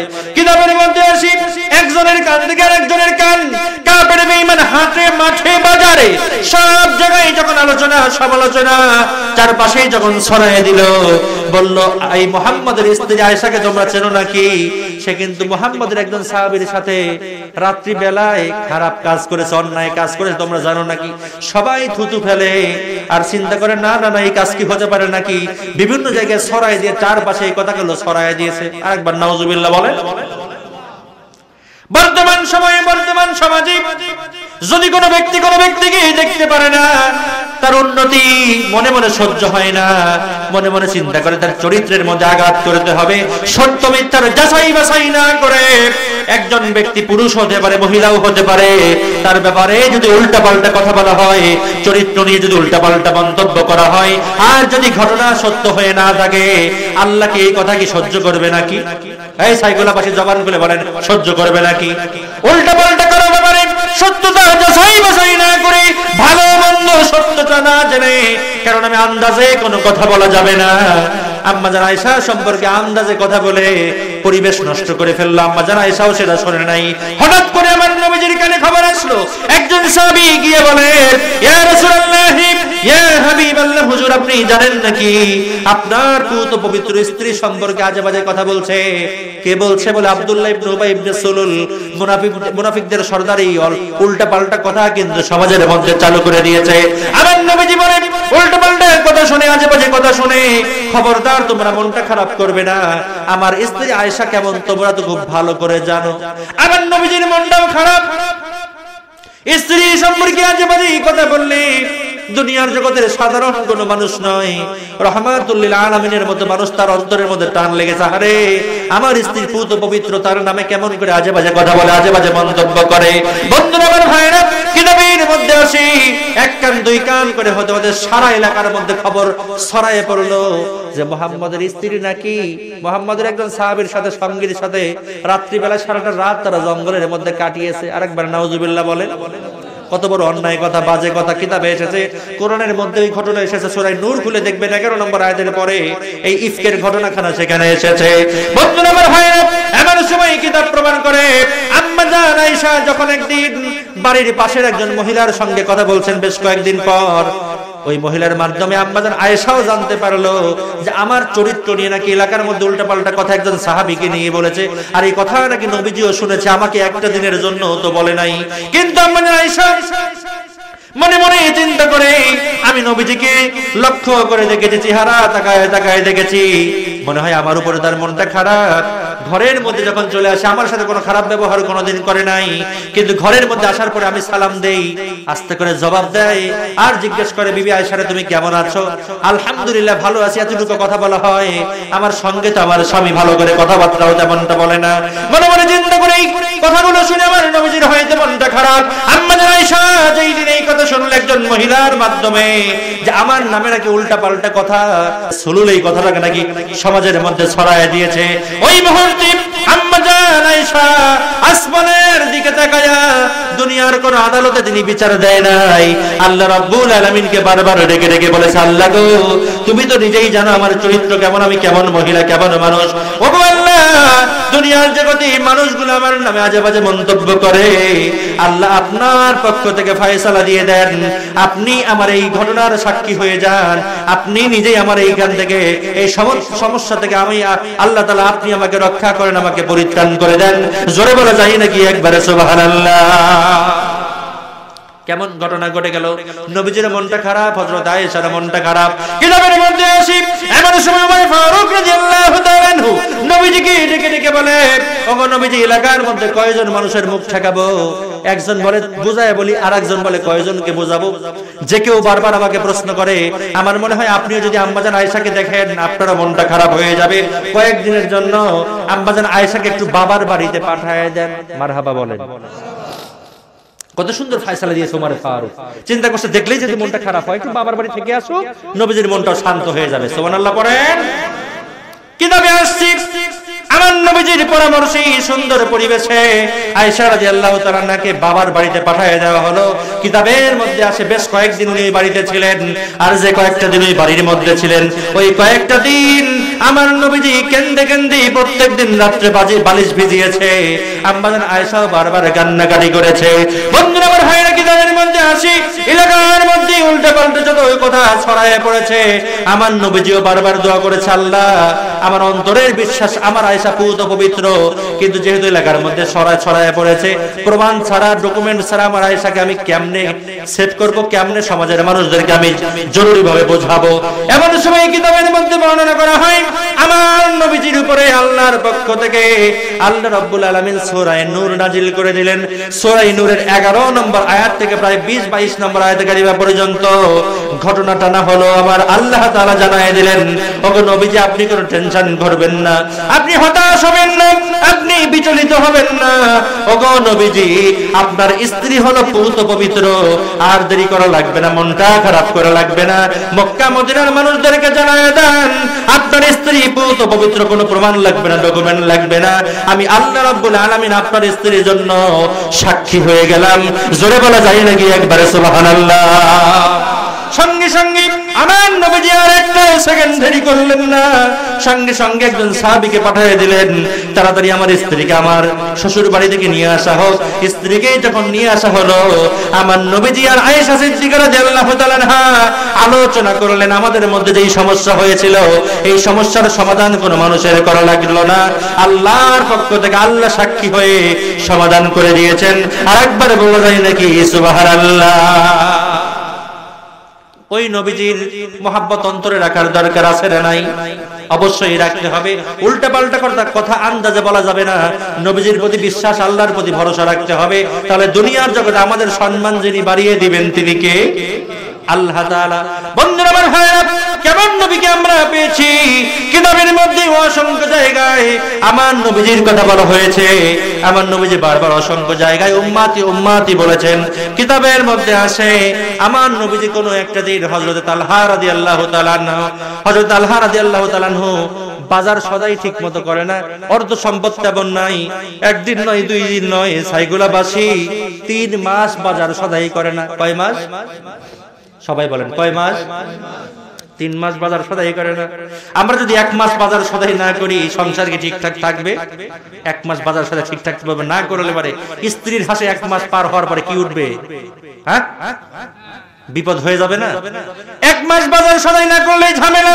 কিতাবের মধ্যে আছে হযরত তালহা 1 মাস নয়, 2 মাস নয়, 3টা মাস বাজার সদাই বাড়ির মধ্যে নাই। স্ত্রী বাজারের ব্যাগটা ধরায় দিয়েছে আর বলতেছে, এই 3টা মাস আমি সামান্য কিছু কিছু করে টাকা জমিয়েছি, এই টাকাগুলো দিয়ে একটু বাজার সদাই করে নিয়ে আসো। বাড়ির মধ্যে তেমন কিছুই নাই, একটু তো খাওয়া দাওয়া করতে হবে, আমাদের তো পেটে গোলায় না। তাড়াতাড়ি একটু বাজারের মধ্যে চলে যান, সামান্য কিছু টাকা আমি জমে আসলাম, এই যে টাকা নিয়ে বাজারের মধ্যে চলে যান। সুবহানাল্লাহ পড়েন। কয়দিন বাজার হয় না? 3 মাস বাজার হয় না। কয় মাস পরে তাহলে বাজারে যাচ্ছে? 3 মাস পরে বাজারে যাচ্ছে। কিতাবের মধ্যে আসি হযরত তালহা বাজারে যাওয়ার জন্য ব্যাগটা নিয়ে যখন বের হয়ে যায়, অনেক দূর যাওয়ার পরে তিনি চিন্তা করলো, মসজিদে নববীর মধ্যে আমার নবীজি নিশ্চয়ই আছেন মসজিদের মধ্যে। আর যেহেতু বাজারের মধ্যে চলে যাচ্ছে, যাওয়ার সময় হঠাৎ করে মসজিদের মাইকের মধ্যে জোহর নামাজের আজান হয়ে গেল। সাইকোলাবাসী একটু প্রশ্ন করি, আচ্ছা বলেন তো দেখি, বাজারে যাওয়ার সময় বাজার আগে নাকি নামাজ আগে? জোরে বলেন, কি আগে? নামাজ আগে। আজান যখন হয়ে গেল, হযরত তালহা মনে মনে চিন্তা করে, বাজারে আমি পরে যেতে পারবো, আজান যেহেতু হয়ে গিয়েছে আমাকে মসজিদের মধ্যে ঢুকতে হবে, নামাজ আদায় করতে হবে। নামাজের জন্য যখন মসজিদের মধ্যে ঢুকে পড়লেন, মসজিদের মধ্যে যাওয়ার পরে দেখে আমার নবীজি মসজিদের মধ্যে আছেন। আর আমার নবীজির ইমামতির মাধ্যমে নামাজ পড়া হয়ে গেল। নামাজ পড়া শেষ করার পরে আমার নবীজি কিছু দ্বীনি আলোচনা করতেছেন, ওয়াজ নসিহত করতেছেন। সুবহানাল্লাহ পড়েন। নবীজির ওয়াজ শোনার মতো ভাগ্য আলহামদুলিল্লাহ। হযরত তালহা চিন্তা করলো, নবীজি নিজে আলোচনা করছেন, বয়ান করছেন, নামাজ তো শেষ হয়ে গেল, এই বয়ান থেকে আমি যাই কেমনে? সব ভুলে গেছে। নবীজির প্রেমের আলোচনা শুনে, নবীজির চেহারা দেখে, তার আলোচনা শুনতে শুনতে সব চিন্তা মাথা থেকে হারায় গেছে। নামাজ শেষ, আলোচনা শুনতে বসে গিয়েছে, মন প্রাণ খুলে আমার নবীজির আলোচনা শুনছেন। সুবহানাল্লাহ পড়ে। আলোচনা শুনতে শুনতে কেমনে যে আসর নামাজের টাইম হয়ে গিয়েছে হযরত তালহা বুঝতে পারে নাই। এমন সময় আবার আসরের নামাজ আদায় করলেন। আমার নবীজি আবার আলোচনা শুরু করলেন। আলোচনা চলছে, মাগরিবের নামাজের আজান হয়ে গেল। মাগরিবের নামাজ হযরত তালহা নবীজির সঙ্গে সেখানে আদায় করলেন। এরকম আলোচনা শুনতে শুনতে কিতাবের মধ্যে আসে রাত হয়ে গেল। রাতে কি আর বাজার করা যায় নাকি? রাতে তোর বাজারে যাওয়া যাবে না। কিতাবের মধ্যে আসি হযরত তালহা চিন্তা করলো, বাজার তো আজকে আর করা হলো না, 3 মাস বাজার সদাই নাই। কিছু টাকা আমার স্ত্রী আমার হাতের মধ্যে ধরায় দিয়েছে, বাজারে যাব কিন্তু বাজারে তো যাওয়া হলো না, কি করা যাবে? বাড়ির দিকে যখন হযরত তালহা চলে যাবে, নবীজির সঙ্গে যখন বিদায়ী সাক্ষাৎ করেছেন, এমন সময় নবীজি বলতেছেন, ওরে আমার তালহা, এই যে একজন সফর সঙ্গে আমার কাছে এসেছে, মুসাফির ব্যক্তি আমার কাছে এসেছে। কয়েকজন এসেছিল, কয়েকজন সাহাবীর কাছে আমি কয়েকজন মুসাফিরকে দিয়ে দিয়েছি, রাত্রিতে যেন বাড়িতে রাখে এবং খাবার দাবার খাওয়ায়। একজন মুসাফির বেঁচে গিয়েছে, কার কাছে দেব রে তালহা? তোমার বাড়িতে একটু মুসাফিরকে নিয়ে যাও, রাত্রিতে সুন্দর করে খাওয়ায় দাওয়ায় দিও, বাসার মধ্যে শোয়ায় রাখো, আবার কালকে আমার কাছে নিয়ে এসো। মারহাবা বলে। বাজার হয় না কয়দিন, কয় মাস? 3 মাস। এর মধ্যে আবার একজন মুসাফির দিয়ে গেছে, বিপদ আছে না নাই? জোরে বলেন। বাজার সদাই নাই, 1 দিন নয়, 2 দিন নয়, 3 মাস। এমন অবস্থার মধ্যে আবার একজন মেহমান দিয়ে দিল। এমন সময় হযরত তালহা একটা কথাও বললেন না, মনে মনে চিন্তা করলেন, আমার নবীজির মাধ্যমে মেহমান পাওয়াটা এটা হলো ভাগ্যের ব্যাপার। সুবহানাল্লাহ পড়ে। হযরত তালহা মেহমানকে হাত ধরে সম্মান করে সুন্দর করে বাড়ির দিকে নিয়ে গেলেন। আমাদের বর্তমান সময় অনেকেই দেখা যায় বাড়িতে মেহমান গেলে কিন্তু অনেকেই মন খারাপ করে কি করে না? চিন্তা করে দেখবে, অনেক বাড়িতে কিন্তু মেহমান আসলে পরে মন খারাপ করে। কোন ভাবে যে আসলে এক ওয়াক্ত খায় চিন্তা করে, আর এক ওয়াক্ত না খাওয়ার আগেই যাবে কখন, ঠিক কিনা বলেন? আবার 1 দিন 2 দিন যদি থাকে বাড়িতে, চিন্তা করে যে আমাদের বাড়ি থেকে যাবে কবে, আসলে তো 2 দিন 3 দিন যাবে কবে। এরকম হয় কি হয় না? অনেকেই বাড়িতে কিন্তু মেহমান গেলে মনটা খারাপ করে। অনেক বাড়ির বউয়েরা আছে, তারা গেলে রান্না বান্না করতে চায় না, মানে একটু ঝামেলা মনে করে, ঠিক কিনা বলেন? কিন্তু যখন সাহাবীকে বলা হলো, হযরত তালহাকে যখন বলা হলো বাড়ির মধ্যে মেহমান নিয়ে যাও, মুসাফিরকে তোমার বাড়ির মধ্যে নিয়ে যাও, হযরত তালহা মেহমানকে সাথে নিয়ে সুন্দর পরিবেশে সালাম দিয়ে চলেন আমার বাড়ির মধ্যে চলেন। 1 পা 2 পা করে বাড়ির সামনে চলে গেলেন। আস্তে করে দরজা নক করতেছে। ঘরের ভিতর থেকে বিবি দরজা খুলে দেয়, সালাম দিয়ে দিল, আসসালামু আলাইকুম। বিবি সালামের জবাব নিয়ে নেয়, হাতের দিকে তাকায়, তাকে হাতের মধ্যে বাজারের ব্যাগটা খালি, বাজার সদাই নাই, বলে বাজারের ব্যাগটা নাও। স্ত্রী ডেকে ডেকে বলল, 1 মাস নয়, 2 মাস নয়, 3-3টা মাস বাজারে সদাই হয় না, আজকে আপনার হাতে আমি বাজারের ব্যাগ ধরাই দিলাম, বাজার সদাই কই, খালি ব্যাগ কেন ফেরায় দেন? এমন সময় সাহাবী ডেকে ডেকে বলে, স্ত্রী রে, বাজার তো করার সুযোগ হয় নাই, সাথে একজন মুসাফির সাথে নিয়ে এসেছি, একজন মেহমানকে সাথে নিয়ে এসেছি, চিল্লায় বলা যায় নাকি একবার আল্লাহু আকবার? ওই সময় কি স্ত্রীর কি মাথা ঠিক থাকার কথা? আমার আপনার বউ হলে কি করতো? 3 মাস বাজার সদাই নাই, বাড়ির মধ্যে কিছু না, আবার মেহমান নিয়ে আসছে। সঙ্গে সঙ্গে আল্লাহর নবীর সাহাবী হযরত তালহার স্ত্রী বললেন, আলহামদুলিল্লাহ। সুবহানাল্লাহ পড়েন। শুকরিয়া আদায় করলো কার? এমন স্ত্রী শুকরিয়া আদায় করল আল্লাহ তাআলার, যে মেহমান পাওয়াটা তো ভাগ্যের ব্যাপার। তাদের অন্তরের বিশ্বাস, এই দুনিয়াতে সৃষ্টি যিনি করেছেন, বান্দা যার রিজিকের ফয়সালা তার। জোরে বলি একবার সুবহানাল্লাহ। বন্ধুরা আমার ভাইরা, আমার চাটমোহর সাইকুলার ভাইরা, বাবাজিরা, স্ত্রী একটাবার চিন্তা করলো না, হযরত তালহাও কোনো কিছু চিন্তা করলো না, মনে মনে চিন্তা করলো, আল্লাহ যেহেতু আমার বাড়ির মধ্যে মেহমান পাঠিয়ে দিয়েছে, আল্লাহর বান্দা যেহেতু, আল্লাহ একটা ফয়সালা বের করবেন, কোনো টেনশন নাই, কোনো হতাশা নাই। স্বামী গো, আপনি মনটা খারাপ করবেন না, চিন্তা করবেন না, আসেন ঘরের মধ্যে, একটা ব্যবস্থা আল্লাহর পক্ষ থেকে হয়ে যাবে। স্ত্রীর পক্ষ থেকে স্বামীর সাপোর্ট দরকার আছে না নাই? ওই মুহূর্তে যদি স্ত্রী খারাপ ব্যবহার করতো, স্বামীর মনটা খারাপ হতো কি হতো না? স্বামী যখন অনেক টেনশনের মধ্যে থাকে, চিন্তার মধ্যে থাকে, স্বামীর জন্য সবচাইতে বড় ঔষধ হলো স্ত্রীর সাপোর্ট, ঠিক কিনা বলে? স্ত্রী সাপোর্ট দিলেন, টেনশন নাই, আল্লাহর বান্দা আল্লাহ ব্যবস্থা করবে, আল্লাহ ফয়সালা করে দিবে। বন্ধুরা আমার ভাইরা, দুইজন যখন ঘরের মধ্যে চলে আসলেন, পাশে একটা রুমের মধ্যে মেহমানকে সুন্দর করে বসায় রাখলেন, বললেন, আপনি এখানে চুপচাপ থাকেন, একটু সেফ হন, এখানে সুন্দর পরিবেশে বসেন, একটু রেস্ট করেন, আরাম করেন, আপনার জন্য দেখি খাবার দাবারের কোনো ব্যবস্থা করা যায় কিনা। মারহাবা বলেন। বাড়ির মধ্যে কোনো খাবার দাবার আছে নাকি? খাবার দাবার তো নাই। এমন সময় হযরত তালহার স্ত্রী হযরত তালহাকে ডেকে ডেকে বলে, ওগো স্বামী, বাড়ির মধ্যে তো কোনো খাবার নাই, কিন্তু এই যে চাতালের উপরে তুষের বস্তা দেখা যাচ্ছে, ওই তুষের বস্তা দেখছে, আমার কাছে নামায় দেন। সুবহানাল্লাহ পড়েন। তৎকালীন জামানায় জব তৈরি হতো, গম তৈরি হতো, কিতাবে এসেছিল জব আর গমের মিশ্রণে তুষ তৈরি হয়েছিল, সেই তুষের বস্তা চাতালের উপরে তোলা ছিল। এমন সময় হযরত তালহার স্ত্রী ডেকে ডেকে বলে, স্বামী আমাকে একটু তুষের বস্তাটা পেরে দেন। তুষের বস্তাটা যখন পেরে দেওয়া হলো, অনেকক্ষণ তুষগুলো চেলে চেলে বারবার চালা হলো। বারবার ওই তুষের বস্তা চালার পরে ওই তুষের ভেতর থেকে কিছু খুদ বের হলো। সুবহানাল্লাহ পড়ে। জবের খুদ, গমের খুদ, কিছু খুদ বের হলো। কিতাবে আসে ওই খুদগুলো সুন্দর করে পাটার মধ্যে পাটার পরে যখন খামির তৈরি হয়ে গেল, ময়দার মতো তুসতুস হয়ে গেল, এমন সময় সেটা দিয়ে কয়েকখানা রুটি তৈরি করলো। কিতাবের মধ্যে বর্ণনা করা হয়, তুষের ভিতর থেকে বাছাই করা সব জব এবং গমের সামান্য কিছু খুদ দিয়ে যখন রুটি তৈরি করা হলো, একটা নয়, সামান্য দুইটা রুটি তৈরি হয়েছিল। চিল্লায় বলা যায় নাকি একবার আল্লাহু আকবার? কয়টা রুটি তৈরি হয়েছে? দুইটা রুটি তৈরি হয়েছে। আম্মা জান ওই হযরত তালহার স্ত্রী ডেকে ডেকে বলে, খবরদার, মেহমানকে দেওয়ার পর আপনি কিন্তু খাবেন না। অনেক কষ্টে মাত্র দুইটা রুটি তৈরি হয়েছে, এই দুইটা রুটি আমি সুন্দর করে একটু বানিয়ে দিলাম, মেহমানের সামনে রেখে বলবেন আপনি চুপচাপ সুন্দর করে খেয়ে নেন, আমরা ঘরের মধ্যে আলাদাভাবে খেয়ে নেব।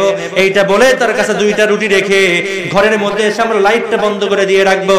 উনি মনে মনে চিন্তা করবে তারা ঘরের মধ্যে থেকে খাওয়া দাওয়া করে মনে হয় শুয়ে পড়েছে, আপনাকে আর ডাকবে না, আপনাকে আর খেতে বলবে না। চিল্লায় বলা যায় নাকি একবারে সুবহানাল্লাহ? আমার সাইকুলের ভাইয়ের বাবাজিরা, একটু দিলে কানটা লাগায় দেন, কেমন নবীজি আমরা পেয়েছি আর কেমন নবীজির সাহাবায়ে কেরাম আমরা পেয়েছি। দুইটা রুটি রাখার পরে যখন হযরত তালহা ঘরের মধ্যে চলে আসলেন, স্ত্রীর সঙ্গে সুন্দর করে ঘুমিয়ে পড়লেন। সকাল বেলায় যখন মসজিদের মধ্যে আসসালাতু খায়রুম মিনান নাওম বলা হচ্ছে, মেহমানকে সাথে নিয়ে একটু নাস্তা করার পরে মসজিদের মধ্যে হযরত তালহা চলে আসলেন। সুবহানাল্লাহ পড়ে। মসজিদের মধ্যে আসার পরে নামাজ শেষে যখন আমার নবীজি হযরত তালহাকে কাছে ডাকলেন, তালহার একটু আমার কাছে আসো।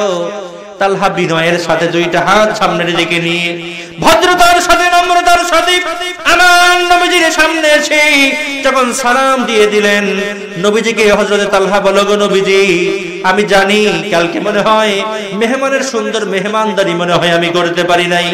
আমি তালহার জন্য আপনি যদি কাঠগড়ায় দাঁড়িয়ে আমি তালহার বিরুদ্ধে কথা বলেন, আর যদি বলেন তালহারে তোমার মেহমানদারি ভালো হয় নাই, ওই মেহমানদারি আল্লাহ পছন্দ করে নাই, আমিও সন্তুষ্ট হতে পারি নাই, তাহলে আমার কপাল পুড়ে যাবে। আমার মনে হয় মেহমানের মেহমানদারি আমার সঠিকভাবে আদায় হয় নাই। ওগো নবীজি, আমি সর্বোচ্চ চেষ্টা করেছি আমার সাধ্যের মধ্যে, মেহমানকে হয়তো আমি সম্মানিত করতে পারি নাই, মেহমানকে হয়তো কদর আমি করতে পারি নাই। এমন সময় আমার নবীজি ডেকে ডেকে বলে, ওগো আমার তালহারে, মেহমানকে বাসায় নেওয়ার পরে তুমি যেই দৃষ্টান্ত স্থাপন করেছো, তুমি যা বোঝো আমি যা বুঝি তুমি তা বোঝো না, আমি যা দেখতে পারি তুমি তা দেখতে পারো না, আমি যা শুনতে পারি তুমি তা শুনতে পারো না। আল্লাহর পক্ষ থেকে আমাকে মেসেজ দেওয়া হয়েছে, তালহা, এই মেহমানের সাথে তুমি যে আচরণ করেছো, এই মেহমানের সাথে তুমি যেই মেহমানদারি করেছো, কষ্ট করেছো, তুমি এবং তোমার স্ত্রী যেই পরিকল্পনা করেছো, আল্লাহ রাব্বুল আলামিন আসমান থেকে তোমার এই ঘটনাখানা আল্লাহ রাব্বুল আলামিন দেখেছেন। আল্লাহ তাআলা তোমার এই ঘটনাখানা এমন ভাবে পছন্দ করে নিয়েছে, আমার কাছে জানায় দিয়েছে, আল্লাহ তাআলা এই মেহমানদারি এইভাবে করার কারণে তোমাকে আল্লাহ তাআলা জান্নাতি হিসেবে কবুল করে নিয়েছে। জোরে বলা যায় নাকি একবারে সুবহানাল্লাহ? নারে তাকবীর! মেহমান আসলে কি কষ্ট পাওয়া যাবে? তালহা বেজার হয় নাই, খুশি হয়েছে, স্ত্রী বেজার হয় নাই, খুশি হয়েছে। সম্মান দান করেছেন কে? জোরে বলেন কে? ওই আল্লাহর ইবাদত করার দরকার আছে না নাই? আমাদেরকে দুনিয়াতে কেন পাঠানো হয়েছে? আল্লাহ রাব্বুল আলামিন বলেন, ওয়ামা খালাকাতুল জিন্না ওয়াল ইনসা ইল্লা লিয়াবুদুন। জোরে বলা যায় নাকি একবার আল্লাহু আকবার?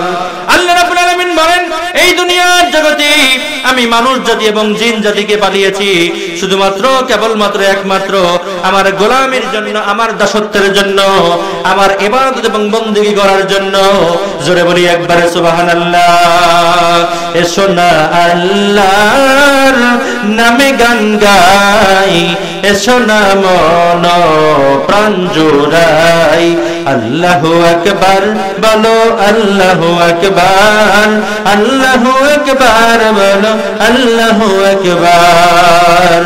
এসো না আল্লাহর নামে গান গাই, এসো না মন প্রাণ জোড়াই।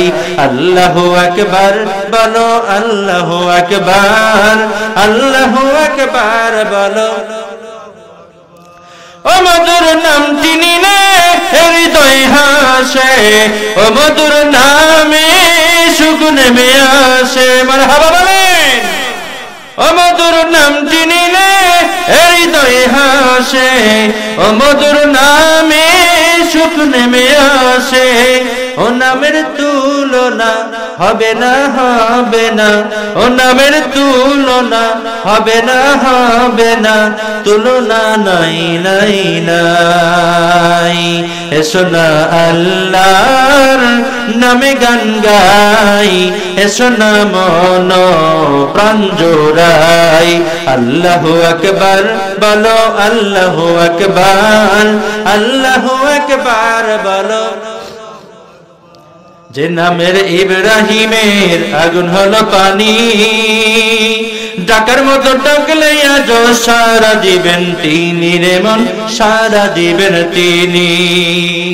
ও মধুর নামটি মিটাই হতাশার জ্বালা, গলেতে পারো নামের মালা। মারহাবা বলে। ও নামের তুলনা মেলে না, মেলে না, ও নামের তুলনা মেলে না, মেলে না, তুলনা নাই নাই নাই। এসো না আল্লাহর নামে গান গাই, এসো না মন প্রাণ জোড়াই। আল্লাহু আকবার বলো, আল্লাহু আকবার, আল্লাহু আকবার বলো, আল্লাহু আকবার। আল্লাহুম্মা সাল্লি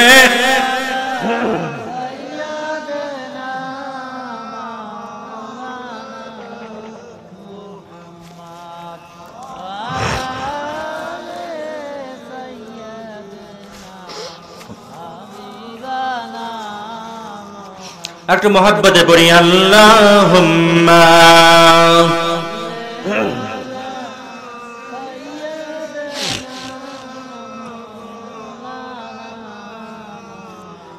وعلى آل سيدنا বন্ধুরা আমার ভাইরা, হায়া আইয়ুহাল হাজিরুন রাহিমাকুমুল্লাহ। তাহলে আমরা সবচাইতে বেশি ভালোবাসবো কাকে? আল্লাহকে। আর আল্লাহর পরে রাসূলকে। জোরে বলি একবার সুবহানাল্লাহ। আল্লাহ বলে, আমি আল্লাহকে তোমরা যদি সারা জীবন আল্লাহ আল্লাহ বলে ডাকো আলহামদুলিল্লাহ, কিন্তু আমি আল্লাহর পরে তোমরা নবীজির প্রশংসা করো, নবীজির ইতাআত করো, তার মত এবং পথ অনুযায়ী চলো। ঘোষণা কে দিয়েছেন?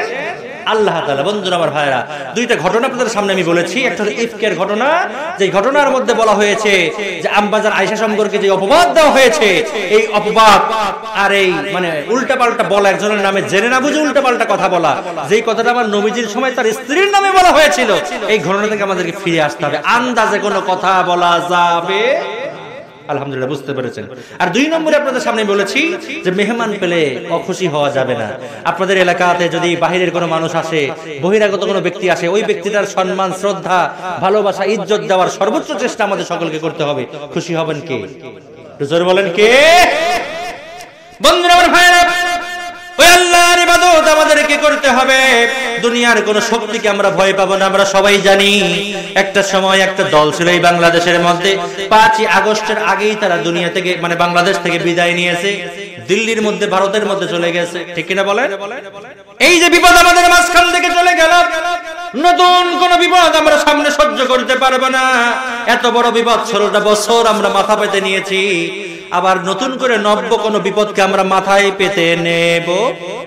সব বিপদকে উপেক্ষা করে সামনের দিকে চলতে হবে, ঠিক কিনা বলে? দুনিয়ার কোনো ভয়কে ভয় করা যাবে না। আল্লাহ রাব্বুল আলামিন বলেন, ইন্না বাতশা রাব্বিকা লাশাদীদ ইন্নাহু হুয়া ইউবদিউ ওয়া ইউঈদ। জোরে বলতে হবে একবার আল্লাহু আকবার। সবচাইতে বেশি ভয় করতে হবে দুনিয়ার কোনো শক্তিকে নয়, কোনো দলকে নয়, কোনো ব্যক্তিকে নয়, সবচাইতে বেশি ভয় করতে হবে একজনকে। চাটমোহর সাইকুলা বাসী বলেন তিনি কে? এই জোরে বলেন তিনি কে? ওই আল্লাহ তাআলা আপনাকে অবশ্যই রক্ষা করবেন। বন্ধুরা আমার ভাইরা, কিতাবের মধ্যে আছে আমার নবীজি মসজিদে নববীর মধ্যে ভাষণ দিচ্ছেন, আলোচনা করতেছেন। আলোচনা করতে করতে হঠাৎ করে অনেক সময় কথা বলতে বলতে আমার নবীজি কেঁদে ফেলেছেন, হাউমাউ করে কেঁদে ফেলেছেন। সাহাবায়ে কেরাম জিজ্ঞাসা করেন, নবীজি আপনি কাঁদেন কেন? আপনার মুখ থেকে আমরা সুন্দর সুন্দর আলোচনা শুনছি, হঠাৎ করে আপনি কেঁদে দিলেন কেন? কারণ কি আমরা জানতে চাই। এমন সময় আমার নবীজি বলে, ওরে আমার সাহাবারা, আমি যা দেখতে পারি তোমরা তা দেখতে পারো না, আমি যা বুঝতে পারি তোমরা তা বুঝতে পারো না। এই মুহূর্তে আমি লক্ষ্য করলাম আমার চোখের সামনে একটা পর্দা ধরা হয়েছে।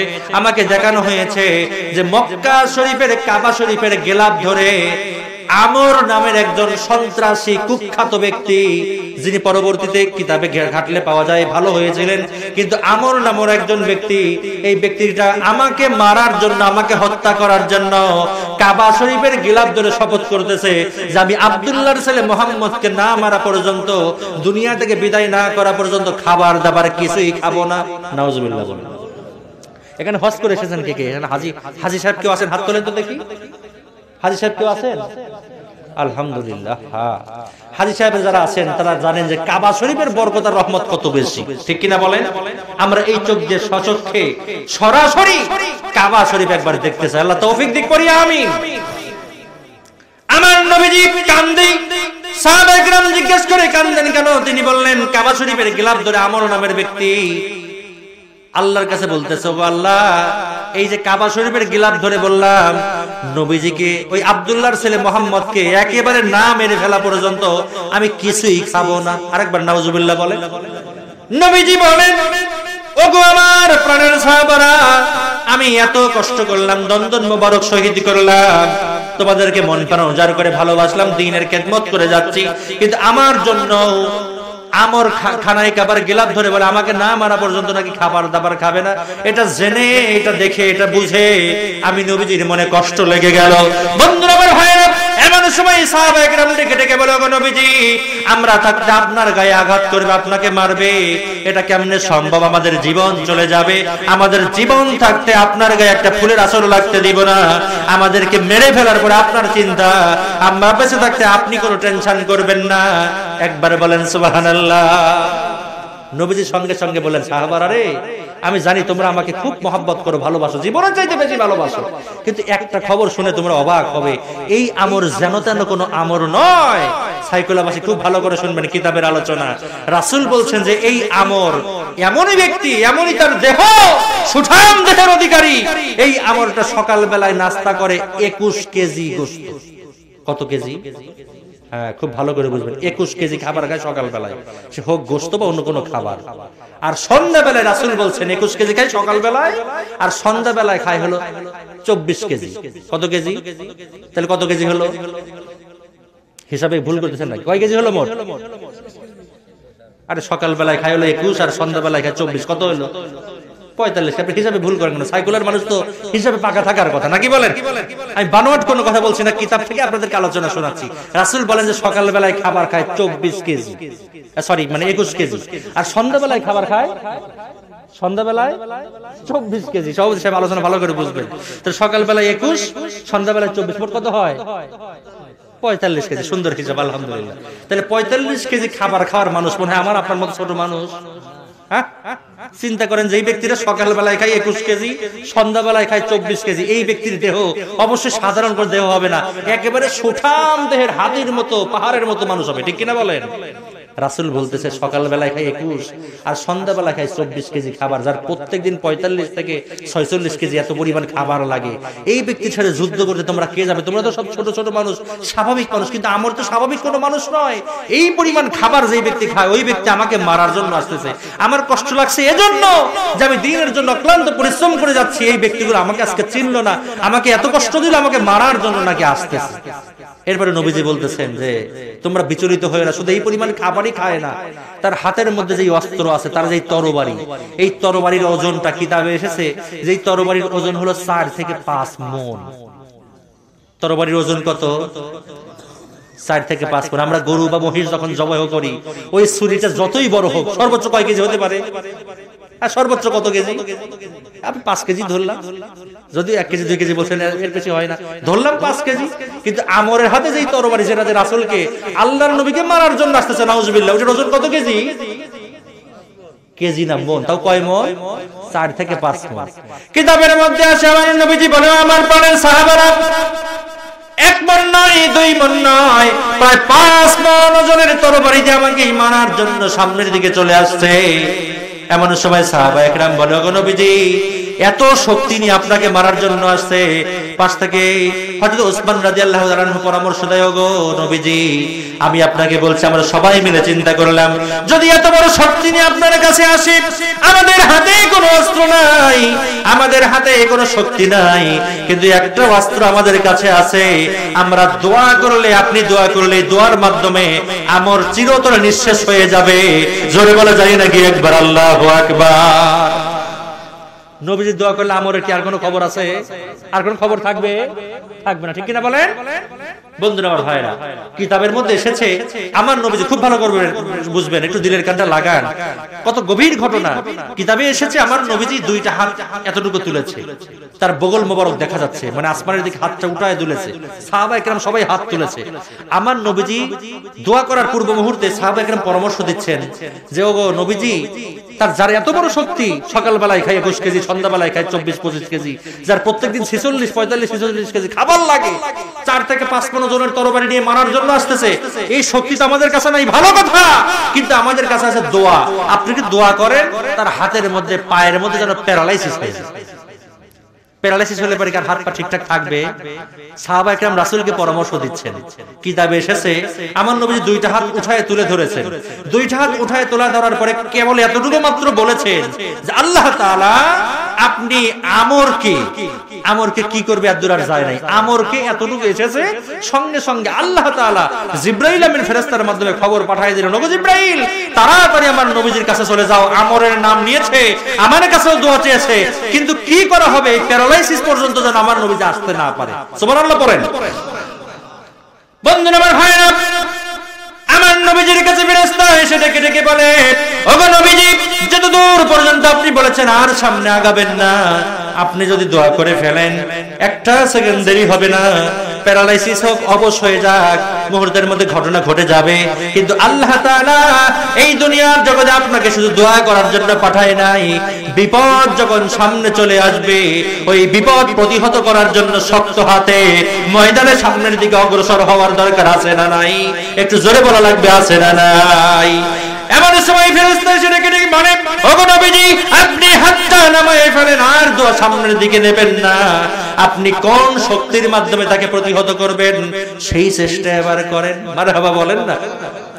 নবীজি সঙ্গে সঙ্গে দোয়া থেকে হাত নামায়ে ফেললেন।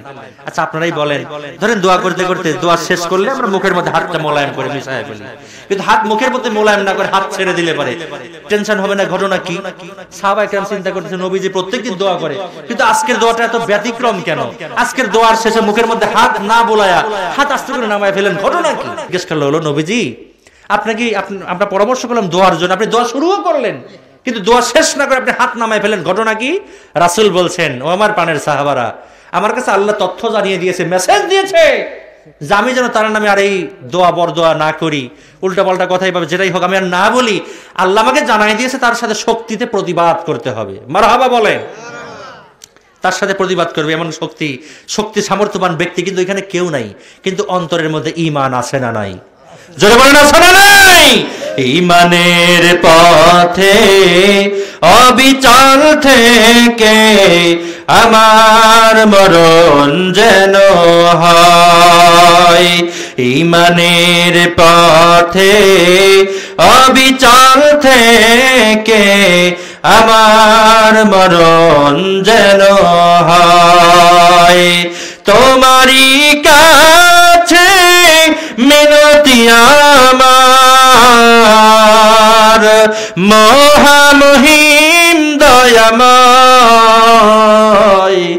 ইমানের পথে অবিচল থেকে আমার মরণ যেন হয়। মারহাবা বলেন। ইমানের বলে বলিয়ান হয়ে সামনে অনেকগুলো সাহাবায়ে কেরাম দাঁড়ায়া একটু দিলের কানটা লাগায় দেন। আলোচনা একেবারেই শেষ পর্যায়ে আমি চলে এসেছি। মাঝখান থেকে একজন সাহাবী, নাম হলো হযরতে আলী, আল্লাহর নবীজির চাচাতো ভাই। তখনও মেয়ে বিবাহ দেওয়া হয় নাই, অল্প বয়স।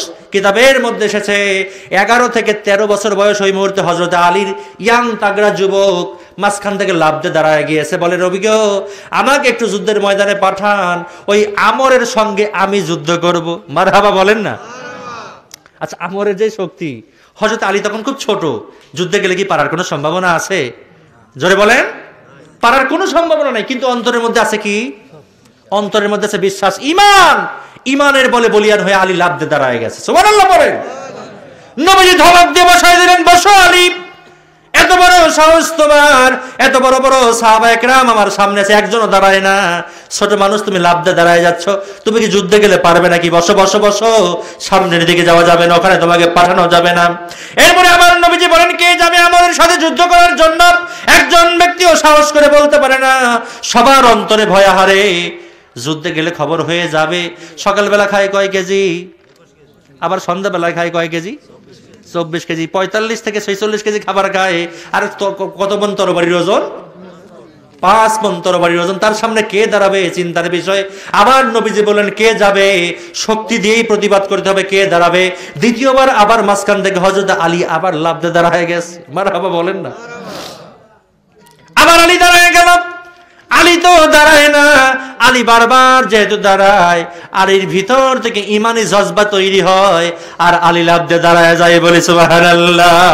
দ্বিতীয়বার আমার নবী ধমক দিয়ে বসাই দিলেন, বসো আলী, তুমি কেমন করে যুদ্ধের ময়দানে যাবে, ছোট মানুষ। বারবার বলে আবার তাকে বসানো হয়ে গেল। কিতাবের মধ্যে আসে, তৃতীয়বার আবার যখন নবীজি বললেন, আবার বলা শেষ, উঠতে আর দেরি হয় নাই, আলী লাফ দিয়ে একবার দাঁড়ায় গেছে। মারহাবা বলে। কেমন জজবা, কেমন ইমান। আলী লাফ দিয়ে দাঁড়ায় বলে, গো নবীজি, একটা সেকেন্ড আর আমি দেরি করব না, আমাকে তাড়াতাড়ি সেই গাড়ি পাঠায় দেন। আলী সঙ্গে সঙ্গে দাঁড়ায় বলল, সাইকেলাবাসী একটু দিলের কান লাগান।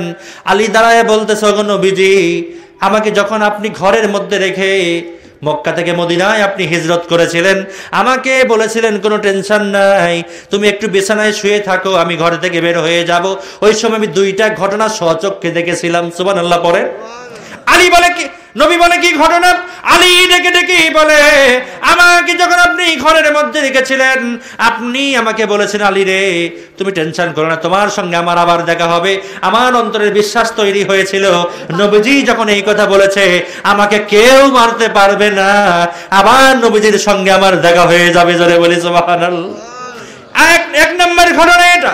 আর 2 নম্বর ঘটনা হলো, আপনি আমাকে বলেছিলেন হাতের মধ্যে বালু নিয়া সামনের দিকে একটু ঢেল মেরে দিবা। সাইকেলাবাসী বলেন তো দেখি, আমি যদি এই মুহূর্তে মুষ্টির মধ্যে বালু নিয়ে সামনে ঢেল দিয়ে দেই, এই বালু কি ডান দিকে যাবে? বালু কি বাম দিকে যাবে? পেছনে যাবে? কোন দিকে যাবে? সামনের দিকে যাবে। এটাই বাস্তব। বন্ধুরা আমার, ভাইরা, আলী ডেকে ডেকে বলেন, আমি স্বচক্ষে লক্ষ্য করে দেখতে পেরেছি, আমি যখন বিসমিল্লাহি আল্লাহু আকবার বলে বালি কণাগুলো সামনের দিকে ঢেল মেরেছিলাম, কিতাব প্রমাণ করে আলী বলে, আমার দায়িত্ব ছিল সামনের দিকে শুধু বালিগুলো ছেড়ে দেওয়া, আর আল্লাহর দায়িত্ব ছিল বালিগুলো চারপাশ দিয়ে ঘোরায়া কাফের বেঈমানের চোখের মধ্যে ঢুকায়া দেওয়া। চিল্লায় বলা যায় নাকি একবার আল্লাহু আকবার? আলী ডেকে ডেকে বলেন, আমার আল্লাহ তাআলাকে সন্তুষ্ট করার জন্য আর নবীজির জন্য আমি যুদ্ধের ময়দানে চলে যাব। আমরের চাইতে বড় শক্তিধর যদি আমার সামনে আসে, তারপরেও আমাকে কিছুই করতে পারবে। সুবহানাল্লাহ পড়ে। কত বড় মজবুত ঈমান থাকলে, বিশ্বাস থাকলে এই কথা বলতে পারে। রাসূল আর দেরি করলেন না, বলল আলী রে তাড়াতাড়ি আমার বুকের মধ্যে তুই চলে আয়। বুকের মধ্যে জড়িয়ে ধরলেন, কপালের মধ্যে চুমু দিলেন, আর বললেন আলী রে তোর মধ্যে এত মজবুত ঈমান চলে এসেছে আমি বুঝতে পারি নাই রে আলী, তুই যে যুদ্ধের ময়দানে যাবি তোর কাছে কোনো অস্ত্র আছে নাকি? আলী ডেকে ডেকে বলো গো নবীজি আমার বাড়ির মধ্যে তেমন কোনো কিছু নাই, অর্থ নাই, সম্পদ নাই, টাকা পয়সা নাই, আমার কাছে কোনো অস্ত্র নাই, আমি কিনে যাব, আমাকে একটু অস্ত্রের ব্যবস্থা করে দেন। এমন সময় নবীজি বলার পরে ওসমান রাদিয়াল্লাহু তাআলা আনহু বলে ওগো নবীজি আমাকে একটু বাসায় যেতে দেন, আমার বাসায় মনে হয় একটা ছুরি পাওয়া যেতে পারে, একটা তরবারি পাওয়া যেতে পারে। কিতাবের মধ্যে আসি ওসমান জিন্নুরাইন রাদিয়াল্লাহু তাআলা আনহু যখন তিনি বাসার মধ্যে চলে গেলেন, কিতাবে আসে একটা তরবারি তিনি পেলেন, ছোট্ট তরবারি। এই তরবারিটার ওজন ছিল সামান্য 1 কেজিরও কম, কিন্তু ইঞ্চি দিয়ে মাপলে পারে কিতাবের মধ্যে এসেছে প্রায় 30 ইঞ্চির পাশাপাশি। তাহলে অনেক বড় মনে হয়, অনেক বড়, 30 ইঞ্চির পাশাপাশি, 30 ইঞ্চি তাহলে কতটুকু হতে পারে? কথা মনে হয় বুঝতেছেন না। 30 ইঞ্চি কত বড় হতে পারে? এত বড়। আর 30 ইঞ্চি কতটুকু হতে পারে? কেউ তো কিছুই কর না। 2 হাতের কম হবে তাই না?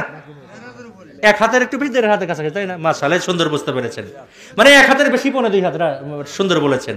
এতটুকু একটা তরবারি ওসমান জিন্নুরাইন আনলেন, 30 ইঞ্চির কাছাকাছি, কিতাবের যেটা বর্ণনা সেটা আপনাদের সামনে বলছি। তো এই তরবারিটা এনে নবীজির হাতে দিলেন যে এই তরবারিটা আমার বাসায় ছিল, আমি কোরবানির সময় কোরবানি করতাম এই তরবারি দিয়া। নবীজি এই তরবারিটা হাতে নিলেন, চিন্তা করলেন আরে 30 ইঞ্চির তরবারি, ওজনে 1/2 কেজির একটু বেশি, ওইদিকে প্রতিপক্ষের তরবারির ওজন কত মন? সর্বনাশ, 4 থেকে 5 মন। নবীজি চিন্তা করলো এই তরবারি নিয়ে আমার সাহাবী আলী যুদ্ধের ময়দানে যাবে, কি দোয়া তার জন্য করব। বিসমিল্লাহ আল্লাহু আকবার বলে তরবারির মধ্যে একটা ফু দিয়ে দিলেন। আলীকে বললেন আলী রে এই যে তোমার হাতে আমি ওসমানের তরবারি আমি তোমার হাতে তুলে দিলাম, যাও যুদ্ধের ময়দানে, যদি আল্লাহ তাআলা তোমাকে রহমত করে বরকত করে তাহলে গাজী হিসেবে ফিরে আসবে, না হলে শহীদ হয়ে যাবে। এই যে আমার হাত দিয়ে তোমার হাতে আমি তরবারিটা তুলে দিলাম, জোরে বলি সুবহানাল্লাহ। বন্ধু আমার ভাইরা কিতাবের মধ্যে আসে আলী তরবারিটা হাতে নিলেন, মনে মনে চিন্তা করে নবীজি আমার হাতে তরবারি দিয়েছে, আমার কোনো চিন্তা নাই, আমার কোনো হতাশা নাই, সামনের দিকে নারায়ে তাকবীর আল্লাহু আকবারের স্লোগান দিয়া সামনের দিকে অগ্রসর হয়ে যাব, বীর পালনের মতো সামনের দিকে চলে যাব। আমি আলীকে আমরের শক্তি কেন, কোন শক্তি আর আমি আলীকে দমাতে পারবে না।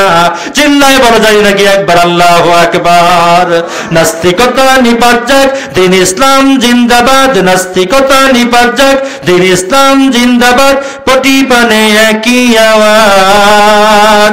খোদাদ্রোহী ছাড় পাবে না, এই বাংলায় ঠাঁই হবে না, মুসলমানরা জেগেছে আজ। তোলো তোলো আওয়াজ তোলো, জোর কদমে সামনে চলো, সবাই মিলে একই তালে দাও না স্লোগান, নারায়ে তাকবীর। হচ্ছে না, জোরে বলতে হবে, নারায়ে তাকবীর, নারায়ে তাকবীর।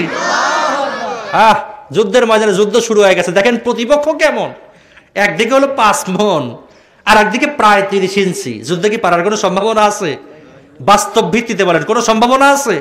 ন্যূনতম কোনো সম্ভাবনা নাই। মনে হয় মাসির সাথে হাতির লড়াই, বিষয়টা এরকম। কিন্তু অন্তরে আছে ঈমান, মজবুত ঈমান। আলী এই ছোট্ট তরবারি নিয়ে সামনে আগায় গেছে, মারহাবা বলেন।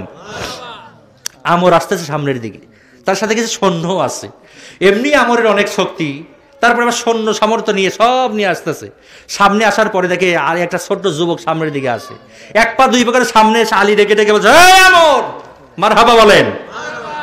আমরকে ডেকে ডেকে বলছে নাম ধরে, ওই আমর সামনের দিকে আর অগ্রসর হওয়া যাবে না, এই যে আমি গোল দাগ দিয়ে দিচ্ছি, যদি এই গোল দাগের মধ্যে এসে আমি আলীকে তুমি যদি হত্যা করতে পারো তারপরে নবীজির কাছে যাওয়া লাগবে, আমাকে হত্যা না করে আমাকে শেষ না করে নবীজির কাছে তুমি যেতে পারবে না।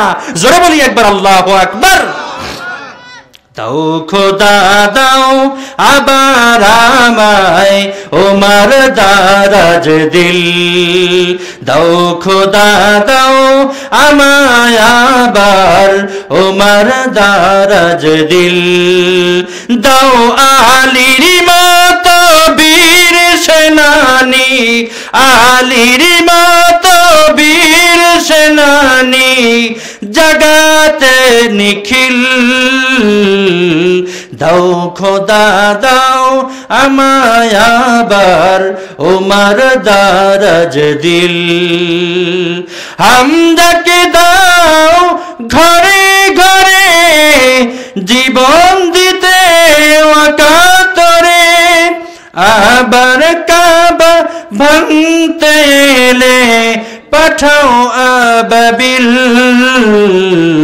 দাও খোদা দাও আমায় আবার ওমর দারাজ দিল। দাও আলীর মতো বীর সেনানি জাগাতে নিখিল। দাও খোদা দাও আমায় আবার ওমর দারাজ দিল। মারহাবা বলেন। আলীর মতো ইমান দরকার। আলী সামনে গেছে, গোল দাগ দিছে, মনে আছে? গোল দাগ দিবে, সামনে আয় রে ওমর, সামনে আয়, আমাকে মেরে তারপরে রাসূলের কাছে যাওয়া লাগবে। আমর চিন্তা করে যে এই ছোট্ট বাচ্চা আমি আমরকে বলতেছে সামনে আসতে হবে, আবার গোল দাগ পার দিয়ে যাওয়া লাগবে। মনে মনে চিন্তা করে এই ঘটনা কি, হাসতেছে। আলী বলে, হেসে লাভ নাই রে আমর, আমি ছোট হতে পারি, আমি ছোট মানুষ, কিন্তু কথা যা তাই, আমাকে না মারা পর্যন্ত তুমি সামনে যেতে পারবা না, আমাকে না মেরে তুমি নবীজির কাছে যেতে পারবা না। আমরকে বললো, তুমি কি রাজি আছো? আমার মুস্কি মুস্কি হাসে আর বলে, এই বাচ্চা ছেলে, ছোট ছেলে, যুবক ছেলে, তুমি একটু আস্তে কথা বলো, তুমি যা বললে সব ঠিক আছে, তুমি যা বললে আমি মেনে নিলাম। মারহাবা বলেন একবার। ইমান দান করেছেন কে? শক্তি দান করেছেন কে? ছোট্ট আলী গোল দাগ দিয়েছে, আমর গোল দাগের সামনে গেলেন। সমস্ত কাফের বেঈমানকে আলী বলল, সবাইকে পিছনে চলে যেতে বলেন, যুদ্ধ হবে আপনার সাথে, তারপরে দেখা যাবে। আমর সামনে আসলেন, গোল দাগের ভিতরে পা রাখবেন। বন্ধুরা আমার ভাইয়েরা, কিতাবের মধ্যে আছে, যদিও এটা বাস্তবতার ভিত্তিতে বলা হয়, একটু পরে আপনাদের সামনে আল্লাহর ঘোষণা তো বলবোই, বাস্তবতার ভিত্তিতে যেটা, যে যদি অনেক বড় কোনো ব্যক্তির সাথে ছোট ব্যক্তি লড়াই ধরে, মারামারি করে, যদি আস্তে আস্তে করে পায়ে আঘাত করে, উনি উপর থেকে নিচের দিকে কি করবে? ঠিক কিনা বলেন? পায়ে বারবার আঘাত করলে অটোমেটিক কিন্তু জমিনে পড়ে যায়। কিন্তু আলী বলছেন, যেটা কোরআন মানে কিতাবের কথা, হযরত আলী ডেকে ডেকে বলছে যে গোল দাগের মধ্যে যখন আমর পা রাখলো, আমি তরবারিটা হাতের উপরে নিয়েছি। তিনি বারবার বলতেছেন, ওগো নবীজি, আমার মনে পড়ে গেল সেই হিজরতের রাতের কথা, যে আমি সামনের দিকে বিসমিল্লাহ আল্লাহু আকবার বলে সামনের দিকে বালি নিক্ষেপ করলাম। আমি সচক্ষে দেখতে পারলাম আমি আলী নিজে সামনে বালি নিক্ষেপ করেছি, কিন্তু এই বালি চারপাশ দিয়ে সকল কাফের বেঈমানের চোখে গেল কেমনে? এটা নিশ্চয়ই দান করেছে কে? আল্লাহ তাআলা। আলী বলছে যে আমার হাতে সামান্য তরবারি, 30 ইঞ্চির কাছাকাছি, কিন্তু এই 5 মণের ওজনের তরবারি নিয়ে যখন সামনের দিকে আসতেছে, আমি বিসমিল্লাহি আল্লাহু আকবার বলার সঙ্গে সঙ্গে আমার তরবারি কোথায় গিয়ে আমরের বুকে লাগলো, চোখে লাগলো, মুখে লাগলো, সমস্ত অঙ্গ প্রত্যঙ্গের মধ্যে ঝড়ের গতিতে তরবারি লাগতে লাগলো। আল্লাহর পক্ষ থেকে কি হয়ে গেল? আমর মুহূর্তের মধ্যে জমিনের মধ্যে লুটায়ে পড়লো। চিল্লায়ে বলতে একবার আল্লাহু আকবার। নারায়ে তাকবীর। শক্তি দান করেছেন কে? আলী বলে, আমি তো অবাক, আমি বিসমিল্লাহি আল্লাহু আকবার বলে শুধু তরবারিটা সামনে ধরেছি, কোনখান দিয়ে, কোন অবস্থায়, কোন ভাবে কে তরবারি মারল আমি বুঝতেই পারলাম না। খেলা কার? আল্লাহ রাব্বুল আলামিন বলেন, ওয়া মা কারাল্লাহু ওয়াল্লাহু খায়রুল মাকিরিন। জোরে বলি একবার আল্লাহু আকবার। বন্ধুরা আমার ভাইরা, রাসূল বলেন যে ইমানের পথে অবিচল হয়ে কোন ব্যক্তি যদি সামনে আগায়, তার সাথে দুনিয়ার কোনো শক্তির আর দরকার হয় না। তার কাছে সবচেয়ে বড় শক্তি সেটা হলো আল্লাহর শক্তি, সেই শক্তি তার সাথে থাকে। সুবহানাল্লাহ পড়েন। আলোচনা আমি চাপাই নিয়েছি, আপনার মনে কষ্ট পাচ্ছেন। শেষ দিকে চলে আসছি, শেষ আদায়। হ্যাঁ, শেষ কথা যেটা, শেষ আদায় আগে হয় নাই, আচ্ছা স্লিপগুলো ঘোষণা হবে। আচ্ছা, শেষ আয়াতে কারিমার মধ্যে আল্লাহ তাআলা বলেছেন, সূরা ফুরকান, যেখানে আমি ছিলাম একদম আলোচনা শুরুতে, সূরা ফুরকানের শেষ নম্বর আয়াতে কারিমা, 64 নম্বর আয়াতে কারিমার মধ্যে আল্লাহ তাআলা বলেছেন, ওয়াল্লাযীনা ইয়াবিতুনা লিরাব্বিহিম সুজ্জাদা ওয়া কিয়ামা। এটা ছিল হলো 64 নম্বর আয়াত। আর শেষ আয়াত যেটা 65 নম্বর আয়াত, আল্লাহ বলেছেন, ওয়াল্লাযীনা ইয়াকুলুনা রাব্বানা সরিফ আন্না আযাব জাহান্নাম ইন্না আযাবাহা কানা গরামা।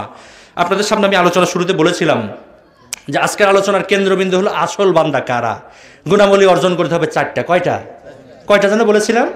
3টা। 1 নম্বরে বলেছিলাম যে নম্র ভদ্রভাবে চলতে হবে। 2 নম্বরে বলেছিলাম কি, যে যদি কেউ বকাচকা যাই করুক সালাম দিতে হবে। 3 নম্বরে বলেছিলাম রাত্রি জেগে আরামের ঘুমকে হারাম করে তাহাজ্জুদের নামাজ পড়তে হবে। মনে আছে না? 4 নম্বরে আলোচনা যায়। 4 নম্বরে হচ্ছে যে জাহান্নামের ভয়ে আল্লাহর কাছে, পালনকর্তার কাছে বারবার তার কাছে দোয়া চাইতে হবে, আল্লাহ জাহান্নামের আগুন থেকে তুমি আমাদেরকে রক্ষা করো, আমাদেরকে মাফ করে দাও। বারবার তওবা চাইতে হবে আল্লাহর কাছে, কায়মার বাক্যে যাতে মাফ পাওয়া যায়, গুনাহ থেকে পরিত্রাণ পাওয়া যায়, এরকম বারবার আল্লাহর কাছে কান্নাকাটি করতে হবে। আল্লাহ বলে যে যেই বান্দাগুলো আমার কাছে বেশি তওবা করে, বেশি মাফ চায়, ওই বান্দাগুলো আমার কাছে প্রিয় বান্দা, আসল বান্দা। একবার বলি সুবহানাল্লাহ। আলোচনা কি মনে থাকবে সবার? আজকের আলোচনা শুধু যদি আমরা সুরে সুরে ঘটনাগুলো মনে রাখি তাহলে তো কিন্তু আমাদের বাস্তবতা আসবে না। আমাদের এখান থেকে শিক্ষা বের করে নিয়ে আসতে হবে যে আজকের আলোচনা থেকে কমপক্ষে এতটুকু শিক্ষা আমি অর্জন করলাম, গ্রহণ করলাম, তাহলে আমরা সাকসেস হতে পারবো। ঠিক কিনা বলেন? আমার কথায় কষ্ট পেয়েছেন?